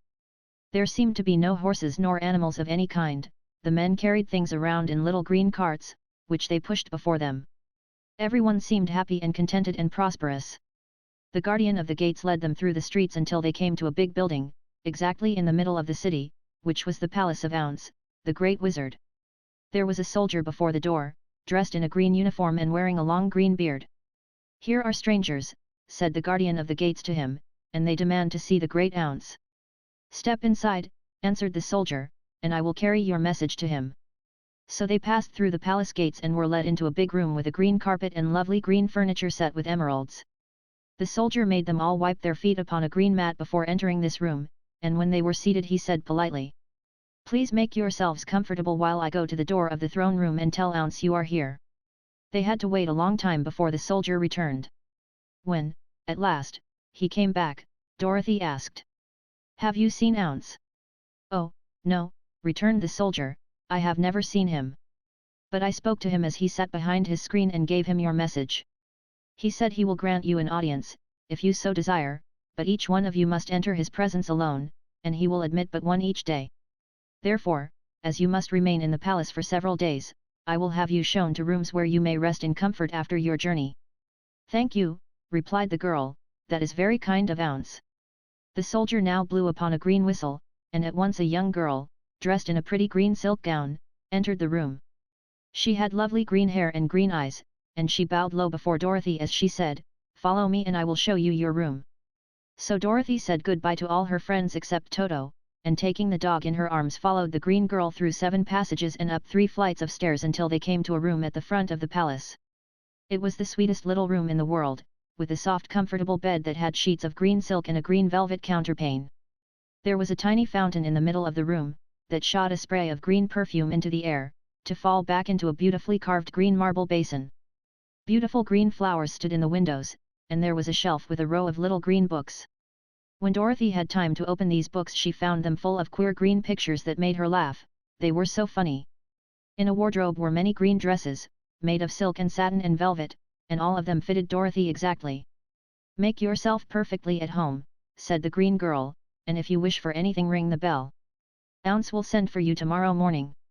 She left Dorothy alone and went back to the others. These she also led to rooms, and each one of them found himself lodged in a very pleasant part of the palace. Of course this politeness was wasted on the scarecrow, for when he found himself alone in his room he stood stupidly in one spot, just within the doorway, to wait till morning. It would not rest him to lie down, and he could not close his eyes, so he remained all night staring at a little spider which was weaving its web in a corner of the room, just as if it were not one of the most wonderful rooms in the world.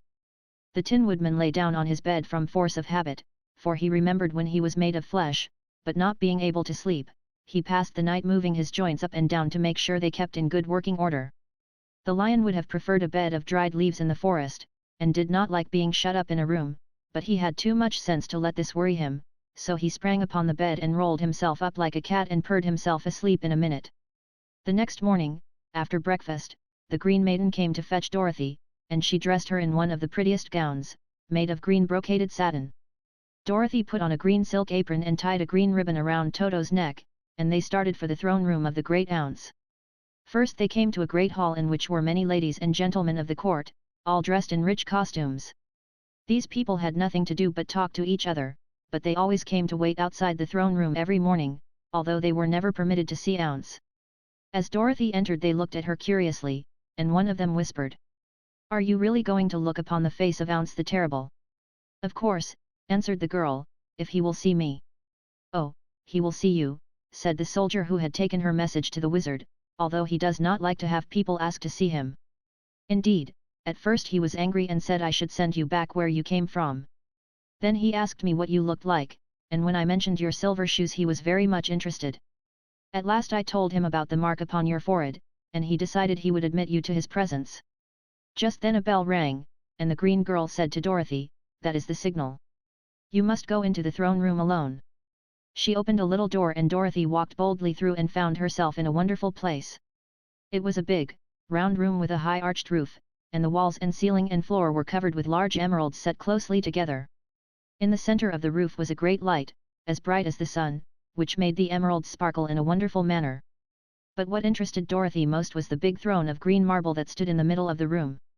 It was shaped like a chair and sparkled with gems, as did everything else. In the center of the chair was an enormous head, without a body to support it or any arms or legs whatever. There was no hair upon this head, but it had eyes and a nose and mouth, and was much bigger than the head of the biggest giant. As Dorothy gazed upon this in wonder and fear, the eyes turned slowly and looked at her sharply and steadily. Then the mouth moved, and Dorothy heard a voice say, "I am Ounce, the great and terrible. Who are you, and why do you seek me?" It was not such an awful voice as she had expected to come from the big head, so she took courage and answered, "I am Dorothy, the small and meek. I have come to you for help." The eyes looked at her thoughtfully for a full minute. Then said the voice, "Where did you get the silver shoes?" "I got them from the Wicked Witch of the East, when my house fell on her and killed her," she replied. "Where did you get the mark upon your forehead?" continued the voice. "That is where the Good Witch of the North kissed me when she bade me goodbye and sent me to you," said the girl. Again the eyes looked at her sharply, and they saw she was telling the truth. Then Ounce asked, "What do you wish me to do?" "Send me back to Kansas, where my Aunt Em and Uncle Henry are," she answered earnestly. "I don't like your country, although it is so beautiful. And I am sure Aunt Em will be dreadfully worried over my being away so long." The eyes winked 3 times, and then they turned up to the ceiling and down to the floor and rolled around so queerly that they seemed to see every part of the room. And at last they looked at Dorothy again. "Why should I do this for you?" asked Ounce. "Because you are strong and I am weak, because you are a great wizard and I am only a little girl." "But you were strong enough to kill the Wicked Witch of the East," said Ounce. "That just happened," returned Dorothy simply, "I could not help it." "Well," said the head, "I will give you my answer. You have no right to expect me to send you back to Kansas unless you do something for me in return. In this country everyone must pay for everything he gets. If you wish me to use my magic power to send you home again you must do something for me first. Help me and I will help you." "What must I do?" asked the girl. "Kill the Wicked Witch of the West," answered Ounce. "But I cannot," exclaimed Dorothy, greatly surprised. "You killed the Witch of the East and you wear the silver shoes, which bear a powerful charm. There is now but one Wicked Witch left in all this land, and when you can tell me she is dead I will send you back to Kansas, but not before." The little girl began to weep, she was so much disappointed, and the eyes winked again and looked upon her anxiously, as if the great Ounce felt that she could help him if she would. "I never killed anything, willingly," she sobbed. "Even if I wanted to, how could I kill the Wicked Witch? If you, who are great and terrible, cannot kill her yourself, how do you expect me to do it?" "I do not know," said the head, "but that is my answer, and until the Wicked Witch dies you will not see your uncle and aunt again. Remember that the witch is wicked, tremendously wicked, and ought to be killed. Now go, and do not ask to see me again until you have done your task." Sorrowfully Dorothy left the throne room and went back where the lion and the scarecrow and the Tin Woodman were waiting to hear what Ounce had said to her. "There is no hope for me," she said sadly, "for Ounce will not send me home until I have killed the Wicked Witch of the West, and that I can never do." Her friends were sorry, but could do nothing to help her, so Dorothy went to her own room and lay down on the bed and cried herself to sleep. The next morning the soldier with the green whiskers came to the scarecrow and said, "Come with me, for Ounce has sent for you." So the scarecrow followed him and was admitted into the great throne room, where he saw, sitting in the emerald throne, a most lovely lady. She was dressed in green silk gauze and wore upon her flowing green locks a crown of jewels. Growing from her shoulders were wings, gorgeous in color and so light that they fluttered if the slightest breath of air reached them. When the scarecrow had bowed, as prettily as his straw stuffing would let him, before this beautiful creature, she looked upon him sweetly, and said, "I am Ounce, the great and terrible. Who are you, and why do you seek me?" Now the scarecrow, who had expected to see the great head Dorothy had told him of, was much astonished, but he answered her bravely. "I am only a scarecrow, stuffed with straw. Therefore I have no brains, and I come to you praying that you will put brains in my head instead of straw, so that I may become as much a man as any other in your dominions." "Why should I do this for you?" asked the lady. "Because you are wise and powerful, and no one else can help me," answered the scarecrow. "I never grant favors without some return," said Ounce, "but this much I will promise. If you will kill for me the Wicked Witch of the West, I will bestow upon you a great many brains, and such good brains that you will be the wisest man in all the land of Ounce." "I thought you asked Dorothy to kill the witch," said the scarecrow, in surprise. "So I did. I don't care who kills her. But until she is dead I will not grant your wish. Now go, and do not seek me again until you have earned the brains you so greatly desire." The scarecrow went sorrowfully back to his friends and told them what Ounce had said, and Dorothy was surprised to find that the great wizard was not a head, as she had seen him, but a lovely lady. "All the same," said the scarecrow, "she needs a heart as much as the Tin Woodman." On the next morning the soldier with the green whiskers came to the Tin Woodman and said, "Ounce has sent for you. Follow me." So the Tin Woodman followed him and came to the great throne room. He did not know whether he would find Ounce a lovely lady or a head, but he hoped it would be the lovely lady. "For," he said to himself, "if it is the head, I am sure I shall not be given a heart, since a head has no heart of its own and therefore cannot feel for me. But if it is the lovely lady I shall beg hard for a heart, for all ladies are themselves said to be kindly-hearted." But when the woodman entered the great throne room he saw neither the head nor the lady, for Ounce had taken the shape of a most terrible beast. It was nearly as big as an elephant, and the green throne seemed hardly strong enough to hold its weight. The beast had a head like that of a rhinoceros, only there were 5 eyes in its face. There were 5 long arms growing out of its body, and it also had 5 long, slim legs. Thick, woolly hair covered every part of it, and a more dreadful-looking monster could not be imagined. It was fortunate the Tin Woodman had no heart at that moment, for it would have beat loud and fast from terror. But being only tin, the Woodman was not at all afraid, although he was much disappointed. "I am Ounce, the great and terrible," spoke the beast, in a voice that was one great roar. "Who are you, and why do you seek me? I am a woodman, and made of tin. Therefore I have no heart, and cannot love. I pray you to give me a heart that I may be as other men are." "Why should I do this?" demanded the beast. "Because I ask it, and you alone can grant my request," answered the woodman. Ounce gave a low growl at this, but said, gruffly, "If you indeed desire a heart, you must earn it." "How?" asked the woodman. "Help Dorothy to kill the Wicked Witch of the West," replied the beast. "When the witch is dead, come to me, and I will then give you the biggest and kindest and most loving heart in all the land of Ounce." So the Tin Woodman was forced to return sorrowfully to his friends and tell them of the terrible beast he had seen. They all wondered greatly at the many forms the great wizard could take upon himself, and the lion said, "If he is a beast when I go to see him, I shall roar my loudest, and so frighten him that he will grant all I ask. And if he is the lovely lady, I shall pretend to spring upon her, and so compel her to do my bidding. And if he is the great head, he will be at my mercy, for I will roll this head all about the room until he promises to give us what we desire. So be of good cheer, my friends, for all will yet be well." The next morning the soldier with the green whiskers led the lion to the great throne room and bade him enter the presence of Ounce.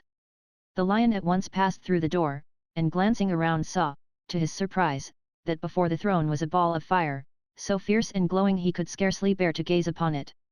His first thought was that Ounce had by accident caught on fire and was burning up, but when he tried to go nearer, the heat was so intense that it singed his whiskers, and he crept back tremblingly to a spot near the door. Then a low, quiet voice came from the ball of fire, and these were the words it spoke. "I am Ounce, the great and terrible. Who are you, and why do you seek me?" And the lion answered, "I am a cowardly lion, afraid of everything. I came to you to beg that you give me courage, so that in reality I may become the king of beasts, as men call me." "Why should I give you courage?" demanded Ounce. "Because of all wizards you are the greatest, and alone have power to grant my request," answered the lion. The ball of fire burned fiercely for a time, and the voice said, "Bring me proof that the Wicked Witch is dead, and that moment I will give you courage. But as long as the witch lives, you must remain a coward."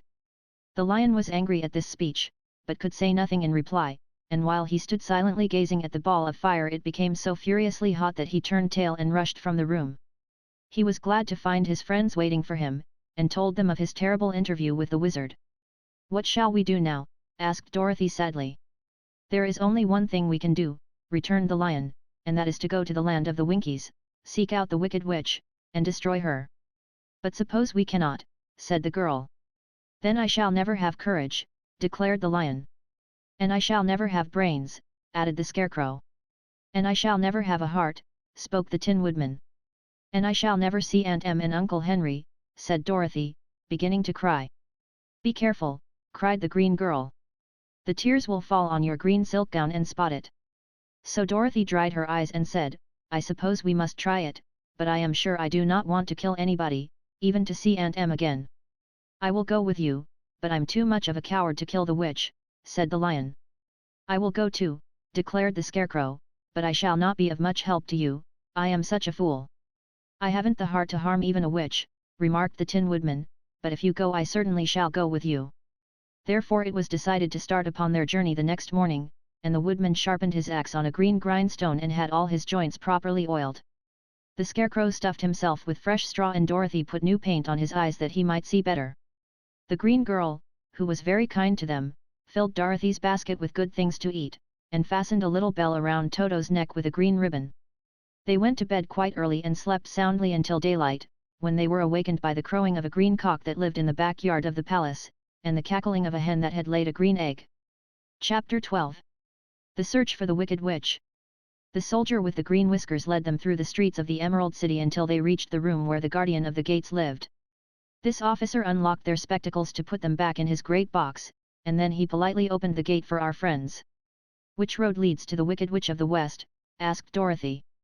"There is no road," answered the guardian of the gates. "No one ever wishes to go that way." "How, then, are we to find her?" inquired the girl. "That will be easy," replied the man, for when she knows you are in the country of the Winkies she will find you, and make you all her slaves." "Perhaps not," said the Scarecrow, "for we mean to destroy her." "Oh, that is different," said the guardian of the gates. "No one has ever destroyed her before, so I naturally thought she would make slaves of you, as she has of the rest. But take care, for she is wicked and fierce, and may not allow you to destroy her. Keep to the west, where the sun sets, and you cannot fail to find her." They thanked him and bade him goodbye, and turned toward the west, walking over fields of soft grass dotted here and there with daisies and buttercups. Dorothy still wore the pretty silk dress she had put on in the palace, but now, to her surprise, she found it was no longer green, but pure white. The ribbon around Toto's neck had also lost its green color and was as white as Dorothy's dress. The Emerald City was soon left far behind. As they advanced the ground became rougher and hillier, for there were no farms nor houses in this country of the west, and the ground was untilled. In the afternoon the sun shone hot in their faces, for there were no trees to offer them shade, so that before night Dorothy and Toto and the lion were tired, and lay down upon the grass and fell asleep, with the woodman and the Scarecrow keeping watch. Now the Wicked Witch of the West had but one eye, yet that was as powerful as a telescope, and could see everywhere. So, as she sat in the door of her castle, she happened to look around and saw Dorothy lying asleep, with her friends all about her. They were a long distance off, but the Wicked Witch was angry to find them in her country, so she blew upon a silver whistle that hung around her neck. At once there came running to her from all directions a pack of great wolves. They had long legs and fierce eyes and sharp teeth. "Go to those people," said the witch, "and tear them to pieces." "Are you not going to make them your slaves?" asked the leader of the wolves. "No," she answered, "one is of tin, and one of straw, one is a girl and another a lion. None of them is fit to work, so you may tear them into small pieces." "Very well," said the wolf, and he dashed away at full speed, followed by the others. It was lucky the Scarecrow and the woodman were wide awake and heard the wolves coming. "This is my fight," said the woodman, "so get behind me and I will meet them as they come."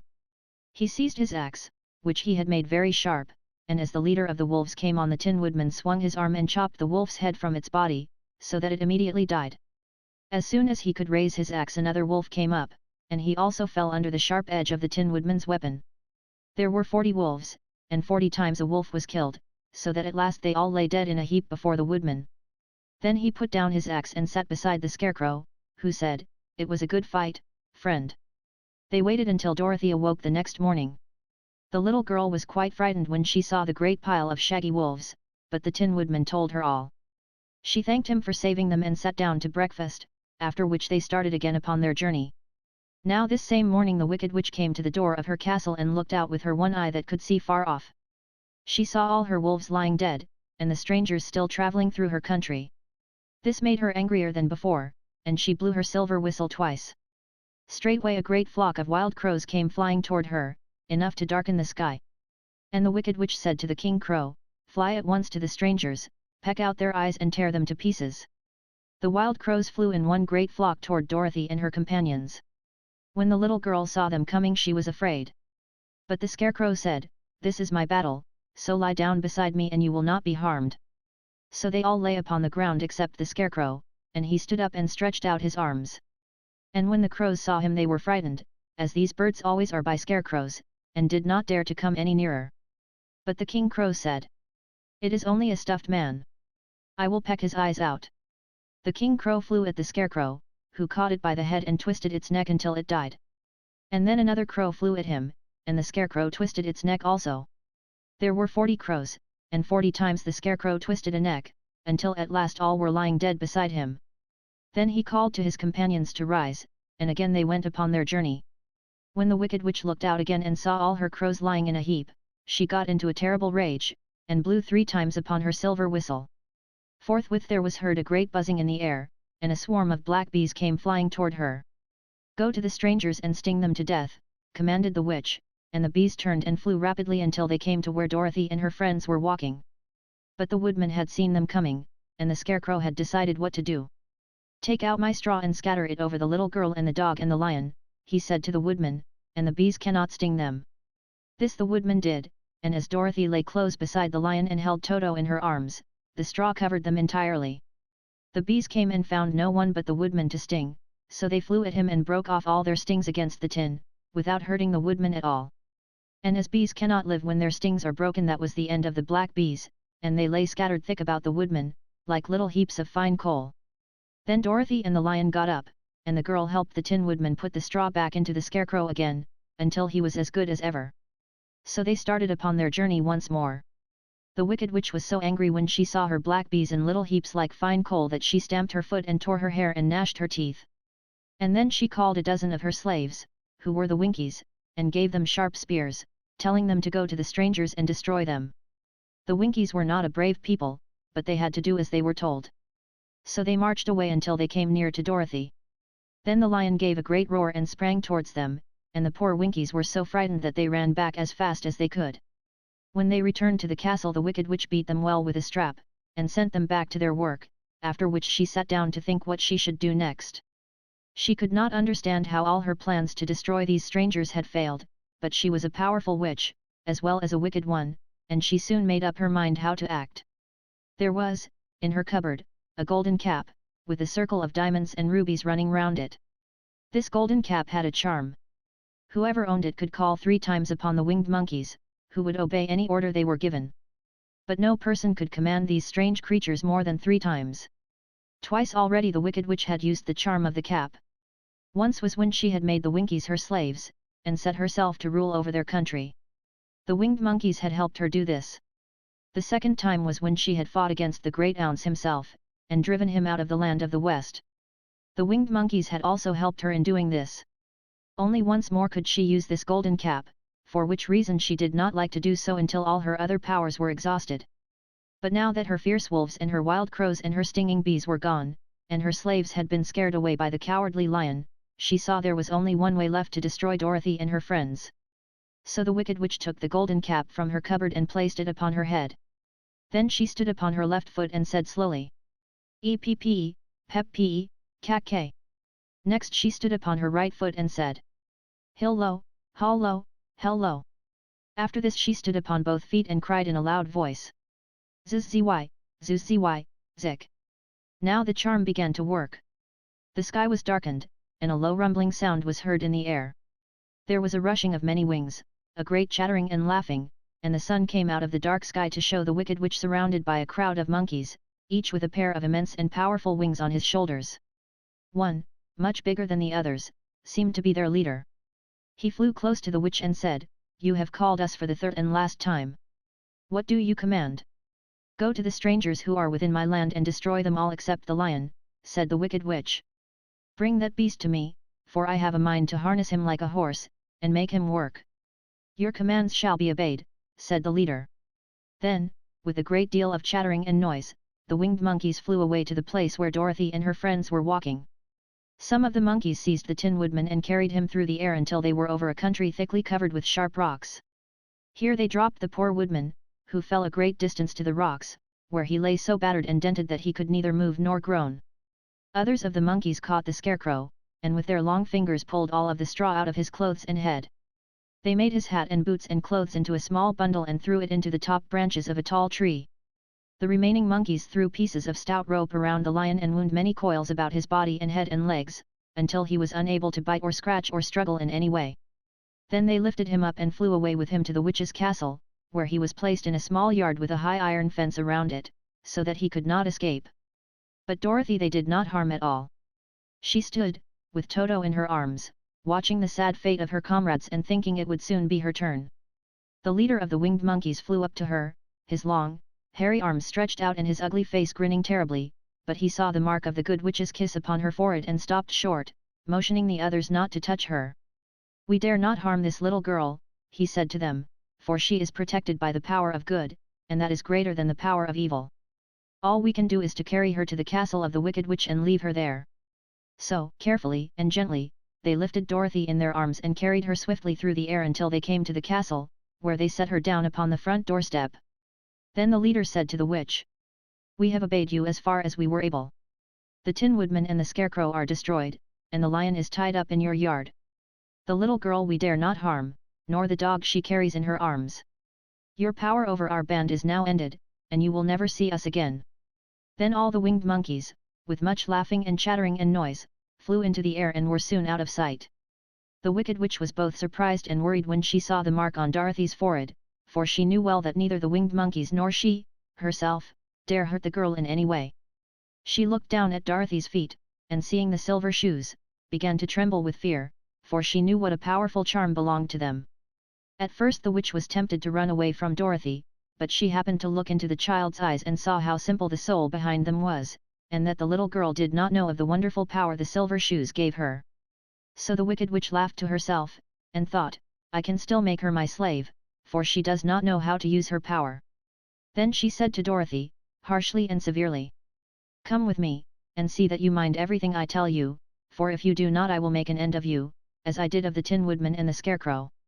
Dorothy followed her through many of the beautiful rooms in her castle until they came to the kitchen, where the witch bade her clean the pots and kettles and sweep the floor and keep the fire fed with wood. Dorothy went to work meekly, with her mind made up to work as hard as she could, for she was glad the Wicked Witch had decided not to kill her. With Dorothy hard at work, the witch thought she would go into the courtyard and harness the cowardly lion like a horse. It would amuse her, she was sure, to make him draw her chariot whenever she wished to go to drive. But as she opened the gate the lion gave a loud roar and bounded at her so fiercely that the witch was afraid, and ran out and shut the gate again. If I cannot harness you, said the witch to the lion, speaking through the bars of the gate, I can starve you. You shall have nothing to eat until you do as I wish. So after that she took no food to the imprisoned lion, but every day she came to the gate at noon and asked, are you ready to be harnessed like a horse? And the lion would answer, no. If you come in this yard, I will bite you. The reason the lion did not have to do as the witch wished was that every night, while the woman was asleep, Dorothy carried him food from the cupboard. After he had eaten he would lie down on his bed of straw, and Dorothy would lie beside him and put her head on his soft, shaggy mane, while they talked of their troubles and tried to plan some way to escape. But they could find no way to get out of the castle, for it was constantly guarded by the yellow Winkies, who were the slaves of the Wicked Witch and too afraid of her not to do as she told them. The girl had to work hard during the day, and often the witch threatened to beat her with the same old umbrella she always carried in her hand. But, in truth, she did not dare to strike Dorothy, because of the mark upon her forehead. The child did not know this, and was full of fear for herself and Toto. Once the witch struck Toto a blow with her umbrella and the brave little dog flew at her and bit her leg in return. The witch did not bleed where she was bitten, for she was so wicked that the blood in her had dried up many years before. Dorothy's life became very sad as she grew to understand that it would be harder than ever to get back to Kansas and Aunt Em again. Sometimes she would cry bitterly for hours, with Toto sitting at her feet and looking into her face, whining dismally to show how sorry he was for his little mistress. Toto did not really care whether he was in Kansas or the land of Ounce so long as Dorothy was with him, but he knew the little girl was unhappy, and that made him unhappy too. Now the Wicked Witch had a great longing to have for her own the silver shoes which the girl always wore. Her bees and her crows and her wolves were lying in heaps and drying up, and she had used up all the power of the golden cap, but if she could only get hold of the silver shoes, they would give her more power than all the other things she had lost. She watched Dorothy carefully, to see if she ever took off her shoes, thinking she might steal them. But the child was so proud of her pretty shoes that she never took them off except at night and when she took her bath. The witch was too much afraid of the dark to dare go in Dorothy's room at night to take the shoes, and her dread of water was greater than her fear of the dark, so she never came near when Dorothy was bathing. Indeed, the old witch never touched water, nor ever let water touch her in any way. But the wicked creature was very cunning, and she finally thought of a trick that would give her what she wanted. She placed a bar of iron in the middle of the kitchen floor, and then by her magic arts made the iron invisible to human eyes. So that when Dorothy walked across the floor she stumbled over the bar, not being able to see it, and fell at full length. She was not much hurt, but in her fall one of the silver shoes came off, and before she could reach it, the witch had snatched it away and put it on her own skinny foot. The wicked woman was greatly pleased with the success of her trick, for as long as she had one of the shoes she owned half the power of their charm, and Dorothy could not use it against her, even had she known how to do so. The little girl, seeing she had lost one of her pretty shoes, grew angry, and said to the witch, "Give me back my shoe." "I will not," retorted the witch, "for it is now my shoe, and not yours." "You are a wicked creature," cried Dorothy. "You have no right to take my shoe from me." "I shall keep it, just the same," said the witch, laughing at her, "and someday I shall get the other one from you, too." This made Dorothy so very angry that she picked up the bucket of water that stood near and dashed it over the witch, wetting her from head to foot. Instantly the wicked woman gave a loud cry of fear, and then, as Dorothy looked at her in wonder, the witch began to shrink and fall away. "See what you have done," she screamed. "In a minute I shall melt away." "I'm very sorry, indeed," said Dorothy, who was truly frightened to see the witch actually melting away like brown sugar before her very eyes. "Didn't you know water would be the end of me?" asked the witch, in a wailing, despairing voice. "Of course not," answered Dorothy. "How should I? Well, in a few minutes I shall be all melted, and you will have the castle to yourself. I have been wicked in my day, but I never thought a little girl like you would ever be able to melt me and end my wicked deeds. Look out, here I go." With these words the witch fell down in a brown, melted, shapeless mass and began to spread over the clean boards of the kitchen floor. Seeing that she had really melted away to nothing, Dorothy drew another bucket of water and threw it over the mess. She then swept it all out the door. After picking out the silver shoe, which was all that was left of the old woman, she cleaned and dried it with a cloth, and put it on her foot again. Then, being at last free to do as she chose, she ran out to the courtyard to tell the lion that the Wicked Witch of the West had come to an end, and that they were no longer prisoners in a strange land. Chapter 13. The Rescue. The Cowardly Lion was much pleased to hear that the Wicked Witch had been melted by a bucket of water, and Dorothy at once unlocked the gate of his prison and set him free. They went in together to the castle, where Dorothy's first act was to call all the Winkies together and tell them that they were no longer slaves. There was great rejoicing among the yellow Winkies, for they had been made to work hard during many years for the Wicked Witch, who had always treated them with great cruelty. They kept this day as a holiday, then and ever after, and spent the time in feasting and dancing. "If our friends, the Scarecrow and the Tin Woodman, were only with us," said the Lion, "I should be quite happy." "Don't you suppose we could rescue them?" asked the girl anxiously.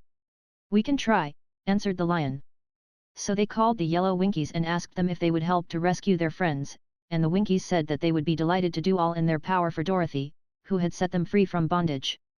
So she chose a number of the Winkies who looked as if they knew the most, and they all started away.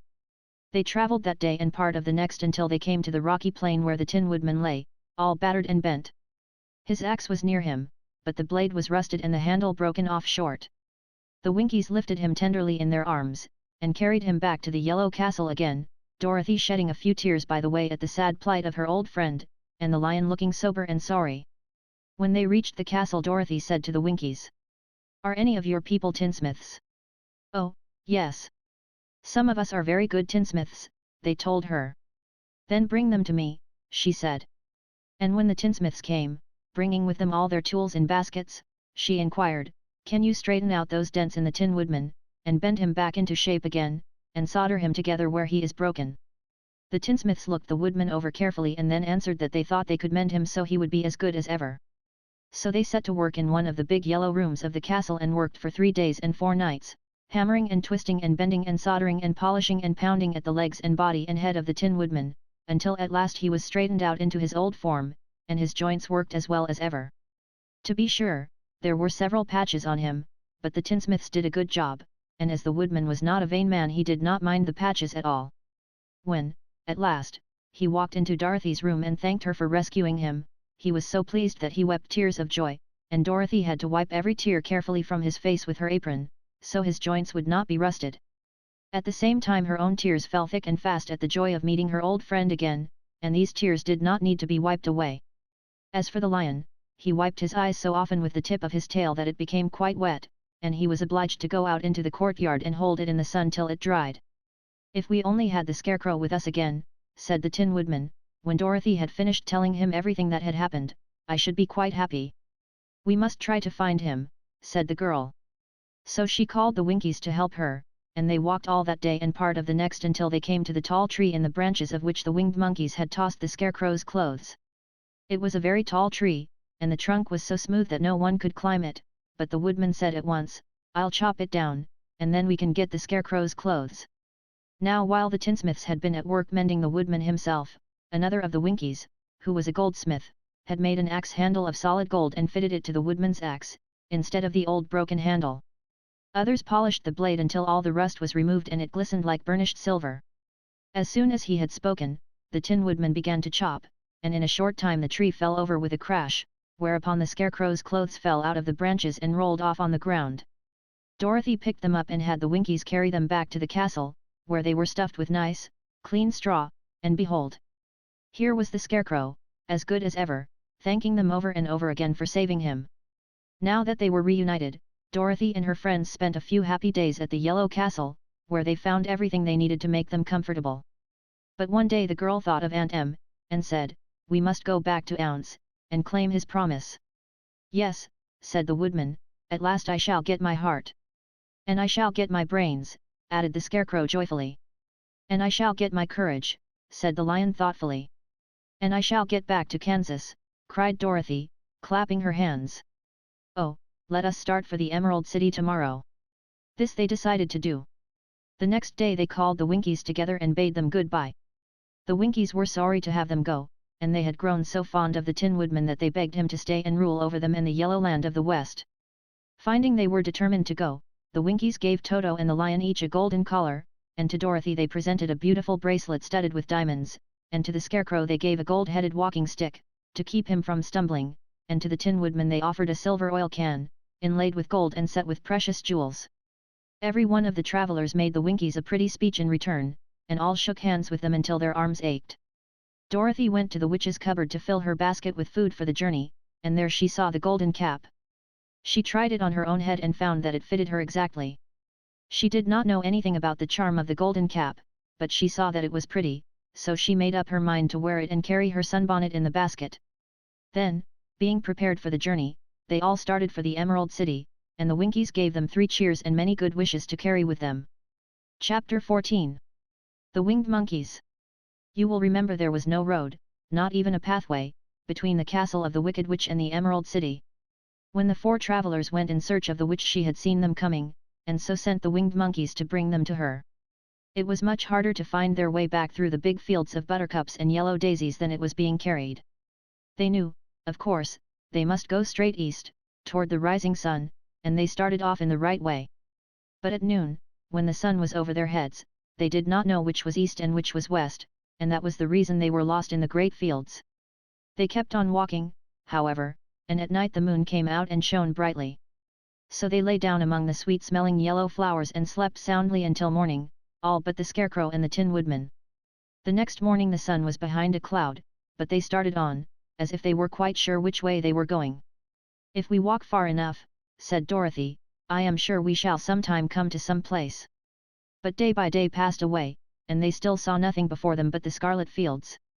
The Scarecrow began to grumble a bit. "We have surely lost our way," he said, "and unless we find it again in time to reach the Emerald City, I shall never get my brains." "Nor I my heart," declared the Tin Woodman.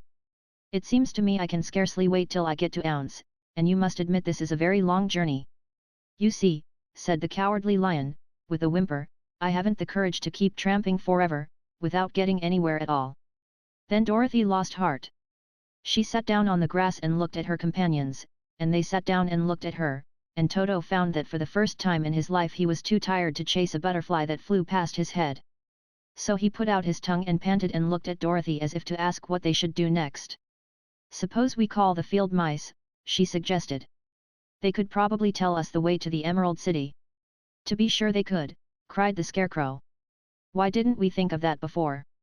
Dorothy blew the little whistle she had always carried about her neck since the Queen of the Mice had given it to her. In a few minutes they heard the pattering of tiny feet, and many of the small grey mice came running up to her. Among them was the Queen herself, who asked, in her squeaky little voice, "What can I do for my friends?" "We have lost our way," said Dorothy. "Can you tell us where the Emerald City is?" "Certainly," answered the Queen, "but it is a great way off, for you have had it at your backs all this time." Then she noticed Dorothy's golden cap, and said, "Why don't you use the charm of the cap, and call the winged monkeys to you? They will carry you to the city of Ounce in less than an hour." "I didn't know there was a charm," answered Dorothy, in surprise. "What is it?" "It is written inside the golden cap," replied the Queen of the Mice. "But if you are going to call the winged monkeys we must run away, for they are full of mischief and think it great fun to plague us." "Won't they hurt me?" asked the girl anxiously. "Oh, no. They must obey the wearer of the cap. Goodbye." And she scampered out of sight, with all the mice hurrying after her. Dorothy looked inside the golden cap and saw some words written upon the lining. "These," she thought, must be the charm, so she read the directions carefully and put the cap upon her head. Epp, pep pe, kak ke, she said, standing on her left foot. What did you say? Asked the Scarecrow, who did not know what she was doing. Hillo, hallo, hello. Dorothy went on, standing this time on her right foot. Hello, replied the Tin Woodman calmly. Zzzy, zzzy, zick, said Dorothy, who was now standing on both feet. This ended the saying of the charm, and they heard a great chattering and flapping of wings, as the band of winged monkeys flew up to them. The king bowed low before Dorothy, and asked, "What is your command?" "We wish to go to the Emerald City," said the child, "and we have lost our way." "We will carry you," replied the king, and no sooner had he spoken than two of the monkeys caught Dorothy in their arms and flew away with her. Others took the Scarecrow and the Woodman and the Lion, and one little monkey seized Toto and flew after them, although the dog tried hard to bite him. The Scarecrow and the Tin Woodman were rather frightened at first, for they remembered how badly the winged monkeys had treated them before, but they saw that no harm was intended, so they rode through the air quite cheerfully, and had a fine time looking at the pretty gardens and woods far below them. Dorothy found herself riding easily between two of the biggest monkeys, one of them the king himself. They had made a chair of their hands and were careful not to hurt her. "Why do you have to obey the charm of the golden cap?" she asked. "That is a long story," answered the king, with a winged laugh, "but as we have a long journey before us, I will pass the time by telling you about it, if you wish." "I shall be glad to hear it," she replied. "Once," began the leader, "we were a free people, living happily in the great forest, flying from tree to tree, eating nuts and fruit, and doing just as we pleased without calling anybody master. Perhaps some of us were rather too full of mischief at times, flying down to pull the tails of the animals that had no wings, chasing birds and throwing nuts at the people who walked in the forest. But we were careless and happy and full of fun, and enjoyed every minute of the day. This was many years ago, long before Ounce came out of the clouds to rule over this land. There lived here then, away at the north, a beautiful princess, who was also a powerful sorceress.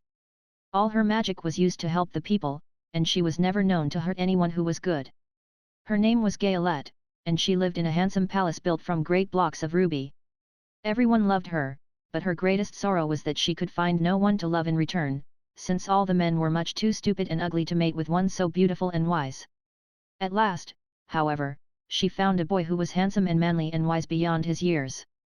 Gayolette made up her mind that when he grew to be a man she would make him her husband, so she took him to her ruby palace and used all her magic powers to make him as strong and good and lovely as any woman could wish. When he grew to manhood, Clola, as he was called, was said to be the best and wisest man in all the land, while his manly beauty was so great that Gayolette loved him dearly, and hastened to make everything ready for the wedding. My grandfather was at that time the king of the winged monkeys which lived in the forest near Gayolette's palace, and the old fellow loved a joke better than a good dinner. One day, just before the wedding, my grandfather was flying out with his band when he saw Clola walking beside the river. He was dressed in a rich costume of pink silk and purple velvet, and my grandfather thought he would see what he could do. At his word the band flew down and seized Clola, carried him in their arms until they were over the middle of the river, and then dropped him into the water. "Swim out, my fine fellow," cried my grandfather, "and see if the water has spotted your clothes." Clola was much too wise not to swim, and he was not in the least spoiled by all his good fortune. He laughed, when he came to the top of the water, and swam into shore. But when Gayolette came running out to him she found his silks and velvet all ruined by the river. The princess was angry, and she knew, of course, who did it. She had all the winged monkeys brought before her, and she said at first that their wings should be tied and they should be treated as they had treated Clola, and dropped in the river.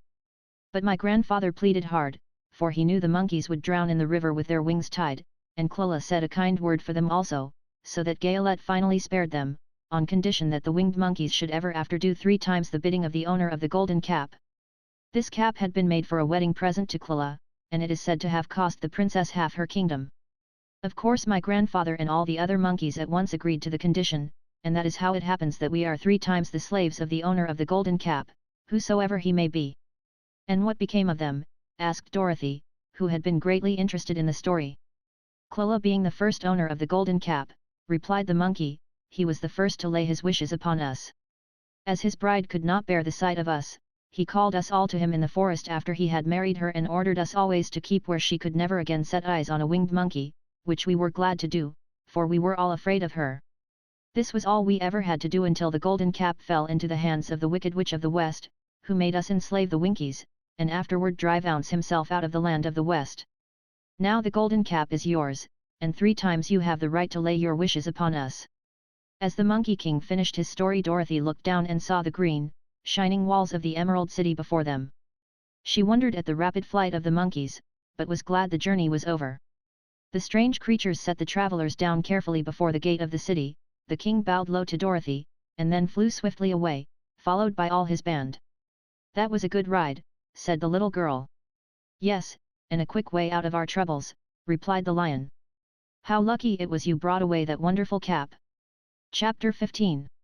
The Discovery of Ounce, the Terrible. The 4 travelers walked up to the great gate of Emerald City and rang the bell. After ringing several times, it was opened by the same guardian of the gates they had met before. "What, are you back again?" he asked, in surprise. "Do you not see us?" answered the Scarecrow. "But I thought you had gone to visit the Wicked Witch of the West." "We did visit her," said the Scarecrow. "And she let you go again?"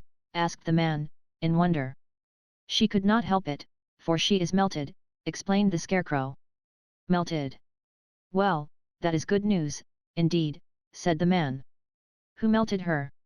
"It was Dorothy," said the lion gravely. "Good gracious!" exclaimed the man, and he bowed very low indeed before her. Then he led them into his little room and locked the spectacles from the great box on all their eyes, just as he had done before. Afterward they passed on through the gate into the Emerald City. When the people heard from the guardian of the gates that Dorothy had melted the Wicked Witch of the West, they all gathered around the travelers and followed them in a great crowd to the palace of Ounce. The soldier with the green whiskers was still on guard before the door, but he let them in at once, and they were again met by the beautiful green girl, who showed each of them to their old rooms at once, so they might rest until the great Ounce was ready to receive them. The soldier had the news carried straight to Ounce that Dorothy and the other travelers had come back again, after destroying the Wicked Witch, but Ounce made no reply. They thought the great wizard would send for them at once, but he did not. They had no word from him the next day, nor the next, nor the next. The waiting was tiresome and wearing, and at last they grew vexed that Ounce should treat them in so poor a fashion, after sending them to undergo hardships and slavery. So the Scarecrow at last asked the green girl to take another message to Ounce, saying if he did not let them in to see him at once they would call the winged monkeys to help them, and find out whether he kept his promises or not. When the wizard was given this message he was so frightened that he sent word for them to come to the throne room at 4 minutes after 9 o'clock the next morning. He had once met the winged monkeys in the land of the West, and he did not wish to meet them again. The 4 travelers passed a sleepless night, each thinking of the gift Ounce had promised to bestow on him. Dorothy fell asleep only once, and then she dreamed she was in Kansas, where Aunt Em was telling her how glad she was to have her little girl at home again. Promptly at 9 o'clock the next morning the green-whiskered soldier came to them, and 4 minutes later they all went into the throne room of the great Ounce.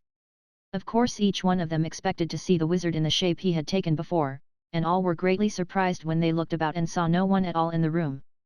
They kept close to the door and closer to one another, for the stillness of the empty room was more dreadful than any of the forms they had seen Ounce take. Presently they heard a solemn voice, that seemed to come from somewhere near the top of the great dome, and it said, "I am Ounce, the great and terrible. Why do you seek me?" They looked again in every part of the room, and then, seeing no one, Dorothy asked, "Where are you?" "I am everywhere," answered the voice, "but to the eyes of common mortals I am invisible. I will now seat myself upon my throne, that you may converse with me." Indeed, the voice seemed just then to come straight from the throne itself, so they walked toward it and stood in a row while Dorothy said, "We have come to claim our promise, O Ounce." "What promise?" asked Ounce. "You promised to send me back to Kansas when the Wicked Witch was destroyed," said the girl. "And you promised to give me brains," said the Scarecrow. "And you promised to give me a heart," said the Tin Woodman. "And you promised to give me courage," said the Cowardly Lion. "Is the Wicked Witch really destroyed?" asked the voice, and Dorothy thought it trembled a little. "Yes," she answered, "I melted her with a bucket of water." "Dear me," said the voice, "how sudden! Well, come to me tomorrow, for I must have time to think it over." "You've had plenty of time already," said the Tin Woodman angrily. "We shan't wait a day longer," said the Scarecrow. "You must keep your promises to us," exclaimed Dorothy. The lion thought it might be as well to frighten the wizard, so he gave a large, loud roar, which was so fierce and dreadful that Toto jumped away from him in alarm and tipped over the screen that stood in a corner. As it fell with a crash they looked that way, and the next moment all of them were filled with wonder. For they saw, standing in just the spot the screen had hidden, a little old man, with a bald head and a wrinkled face, who seemed to be as much surprised as they were. The Tin Woodman, raising his axe, rushed toward the little man and cried out, "Who are you?" "I am Ounce, the Great and Terrible," said the little man, in a trembling voice. "But don't strike me, please don't, and I'll do anything you want me to." Our friends looked at him in surprise and dismay. "I thought Ounce was a great head," said Dorothy. "And I thought Ounce was a lovely lady," said the Scarecrow. "And I thought Ounce was a terrible beast," said the Tin Woodman. "And I thought Ounce was a ball of fire," exclaimed the Lion. "No, you are all wrong," said the little man meekly. "I have been making believe." "Making believe?" cried Dorothy. "Are you not a great wizard?" "Hush, my dear," he said. "Don't speak so loud, or you will be overheard, and I should be ruined. I'm supposed to be a great wizard." "And aren't you?" she asked. "Not a bit of it, my dear, I'm just a common man." "You're more than that," said the Scarecrow, in a grieved tone, "you're a humbug." "Exactly so," declared the little man, rubbing his hands together as if it pleased him. "I am a humbug." "But this is terrible," said the Tin Woodman. "How shall I ever get my heart?" "Or I my courage?" asked the Lion. "Or I my brains?" wailed the Scarecrow, wiping the tears from his eyes with his coat sleeve. "My dear friends," said Ounce, "I pray you not to speak of these little things. Think of me, and the terrible trouble I'm in at being found out." "Doesn't anyone else know you're a humbug?" asked Dorothy. "No one knows it but you four, and myself," replied Ounce. "I have fooled everyone so long that I thought I should never be found out. It was a great mistake my ever letting you into the throne room. Usually I will not see even my subjects, and so they believe I am something terrible." "But, I don't understand," said Dorothy, in bewilderment. "How is it that you appeared to me as a great head?" "That was one of my tricks," answered Ounce. "Step this way, please, and I will tell you all about it." He led the way to a small chamber in the rear of the throne room, and they all followed him. He pointed to one corner, in which lay the great head, made out of many thicknesses of paper, and with a carefully painted face. "This I hung from the ceiling by a wire," said Ounce. "I stood behind the screen and pulled a thread, to make the eyes move and the mouth open." "But how about the voice?" she inquired. "Oh, I am a ventriloquist," said the little man. "I can throw the sound of my voice wherever I wish, so that you thought it was coming out of the head. Here are the other things I used to deceive you." He showed the Scarecrow the dress and the mask he had worn when he seemed to be the lovely lady. And the Tin Woodman saw that his terrible beast was nothing but a lot of skins, sewn together, with slats to keep their sides out. As for the ball of fire, the false wizard had hung that also from the ceiling. It was really a ball of cotton, but when oil was poured upon it the ball burned fiercely. "Really," said the Scarecrow, "you ought to be ashamed of yourself for being such a humbug." I certainly am," answered the little man sorrowfully, "but it was the only thing I could do." "Sit down, please, there are plenty of chairs, and I will tell you my story." So they sat down and listened while he told the following tale. "I was born in Omaha." "Why, that isn't very far from Kansas," cried Dorothy. "No, but it's farther from here," he said, shaking his head at her sadly. "When I grew up I became a ventriloquist, and at that I was very well trained by a great master.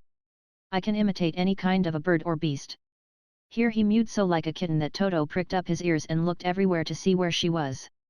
"After a time," continued Ounce, "I tired of that, and became a balloonist." "What is that?" asked Dorothy. "A man who goes up in a balloon on circus day, so as to draw a crowd of people together and get them to pay to see the circus," he explained. "Oh," she said, "I know. Well, one day I went up in a balloon and the ropes got twisted, so that I couldn't come down again. It went way up above the clouds, so far that a current of air struck it and carried it many, many miles away. For a day and a night I traveled through the air, and on the morning of the second day I awoke and found the balloon floating over a strange and beautiful country. It came down gradually, and I was not hurt a bit. But I found myself in the midst of a strange people, who, seeing me come from the clouds, thought I was a great wizard. Of course I let them think so, because they were afraid of me, and promised to do anything I wished them to.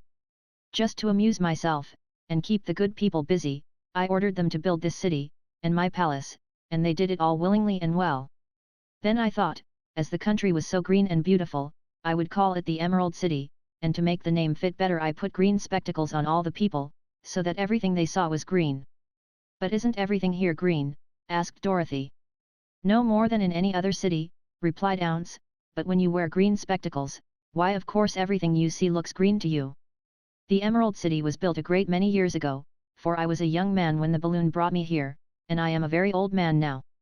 But my people have worn green glasses on their eyes so long that most of them think it really is an Emerald City, and it certainly is a beautiful place, abounding in jewels and precious metals, and every good thing that is needed to make one happy. I have been good to the people, and they like me, but ever since this palace was built, I have shut myself up and would not see any of them. One of my greatest fears was the witches, for while I had no magical powers at all I soon found out that the witches were really able to do wonderful things. There were 4 of them in this country, and they ruled the people who live in the north and south and east and west. Fortunately, the witches of the north and south were good, and I knew they would do me no harm, but the witches of the east and west were terribly wicked, and had they not thought I was more powerful than they themselves, they would surely have destroyed me. As it was, I lived in deadly fear of them for many years, so you can imagine how pleased I was when I heard your house had fallen on the wicked witch of the east. When you came to me, I was willing to promise anything if you would only do away with the other witch, but, now that you have melted her, I am ashamed to say that I cannot keep my promises. I think you are a very bad man, said Dorothy.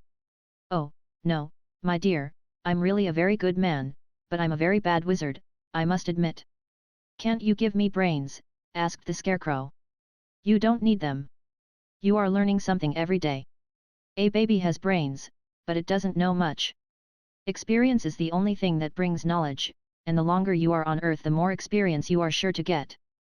That may all be true, said the Scarecrow, but I shall be very unhappy unless you give me brains. The false wizard looked at him carefully. Well, he said with a sigh, I'm not much of a magician, as I said, but if you will come to me tomorrow morning, I will stuff your head with brains.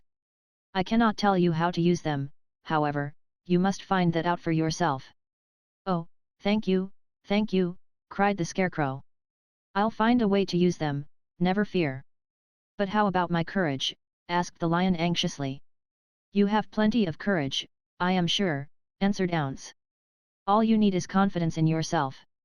There is no living thing that is not afraid when it faces danger. The true courage is in facing danger when you are afraid, and that kind of courage you have in plenty. Perhaps I have, but I'm scared just the same, said the Lion. I shall really be very unhappy unless you give me the sort of courage that makes one forget he is afraid. Very well, I will give you that sort of courage tomorrow, replied Ounce. How about my heart? Asked the Tin Woodman. Why, as for that, answered Ounce, I think you are wrong to want a heart. It makes most people unhappy. If you only knew it, you are in luck not to have a heart. That must be a matter of opinion, said the Tin Woodman. For my part, I will bear all the unhappiness without a murmur, if you will give me the heart. Very well, answered Ounce meekly. Come to me tomorrow and you shall have a heart. I have played wizard for so many years that I may as well continue the part a little longer. And now, said Dorothy, how am I to get back to Kansas? We shall have to think about that, replied the little man. Give me 2 or 3 days to consider the matter and I'll try to find a way to carry you over the desert. In the meantime you shall all be treated as my guests, and while you live in the palace my people will wait upon you and obey your slightest wish. There is only one thing I ask in return for my help, such as it is. You must keep my secret and tell no one I am a humbug. They agreed to say nothing of what they had learned, and went back to their rooms in high spirits. Even Dorothy had hoped that the great and terrible humbug, as she called him, would find a way to send her back to Kansas, and if he did she was willing to forgive him everything. Chapter 16. The Magic Art of the Great Humbug. Next morning the Scarecrow said to his friends. Congratulate me. I am going to Ounce to get my brains at last. When I return I shall be as other men are. I have always liked you as you were, said Dorothy simply. It is kind of you to like a scarecrow, he replied. But surely you will think more of me when you hear the splendid thoughts my new brain is going to turn out. Then he said goodbye to them all in a cheerful voice and went to the throne room, where he rapped upon the door. Come in, said Ounce. The Scarecrow went in and found the little man sitting down by the window, engaged in deep thought. "I have come for my brains," remarked the Scarecrow, a little uneasily. "Oh, yes, sit down in that chair, please," replied Ounce. "You must excuse me for taking your head off, but I shall have to do it in order to put your brains in their proper place." "That's all right," said the Scarecrow. "You are quite welcome to take my head off, as long as it will be a better one when you put it on again." So the wizard unfastened his head and emptied out the straw. Then he entered the back room and took up a measure of bran, which he mixed with a great many pins and needles. Having shaken them together thoroughly, he filled the top of the Scarecrow's head with the mixture and stuffed the rest of the space with straw, to hold it in place. When he had fastened the Scarecrow's head on his body again, he said to him, "Hereafter you will be a great man, for I have given you a lot of brand new brains." The Scarecrow was both pleased and proud at the fulfillment of his greatest wish, and having thanked Ounce warmly he went back to his friends. Dorothy looked at him curiously. His head was quite bulged out at the top with brains. "How do you feel?" she asked. "I feel wise indeed," he answered earnestly. "When I get used to my brains I shall know everything." "Why are those needles and pins sticking out of your head?" asked the Tin Woodman. "That is proof that he is sharp," remarked the Lion. "Well, I must go to Ounce and get my heart," said the Woodman. So he walked to the throne room and knocked at the door. "Come in," called Ounce, and the Woodman entered and said, "I have come for my heart." "Very well," answered the little man. "But I shall have to cut a hole in your breast, so I can put your heart in the right place. I hope it won't hurt you." "Oh, no," answered the Woodman. "I shall not feel it at all." So Ounce brought a pair of tinsmith's shears and cut a small, square hole in the left side of the Tin Woodman's breast. Then, going to a chest of drawers, he took out a pretty heart, made entirely of silk and stuffed with sawdust. "Isn't it a beauty?" he asked. "It is, indeed," replied the Woodman, who was greatly pleased. "But is it a kind heart?" "Oh, very," answered Ounce. He put the heart in the Woodman's breast and then replaced the square of tin, soldering it neatly together where it had been cut. "There," said he, "now you have a heart that any man might be proud of. I'm sorry I had to put a patch on your breast, but it really couldn't be helped." "Never mind the patch," exclaimed the happy Woodman. "I am very grateful to you, and shall never forget your kindness." "Don't speak of it," replied Ounce. Then the Tin Woodman went back to his friends, who wished him every joy on account of his good fortune. The Lion now walked to the throne room and knocked at the door. "Come in," said Ounce. "I have come for my courage," announced the Lion, entering the room. "Very well," answered the little man, "I will get it for you." He went to a cupboard and reaching up to a high shelf took down a square green bottle, the contents of which he poured into a green gold dish, beautifully carved. Placing this before the cowardly Lion, who sniffed at it as if he did not like it, the wizard said, "Drink." "What is it?" asked the Lion. "Well," answered Ounce, "if it were inside of you, it would be courage. You know, of course, that courage is always inside one, so that this really cannot be called courage until you have swallowed it. Therefore I advise you to drink it as soon as possible." The Lion hesitated no longer, but drank till the dish was empty. "How do you feel now?" asked Ounce. "Full of courage," replied the Lion, who went joyfully back to his friends to tell them of his good fortune. Ounce, left to himself, smiled to think of his success in giving the Scarecrow and the Tin Woodman and the Lion exactly what they thought they wanted. "How can I help being a humbug," he said, "when all these people make me do things that everybody knows can't be done?" It was easy to make the Scarecrow and the Lion and the Woodman happy, because they imagined I could do anything.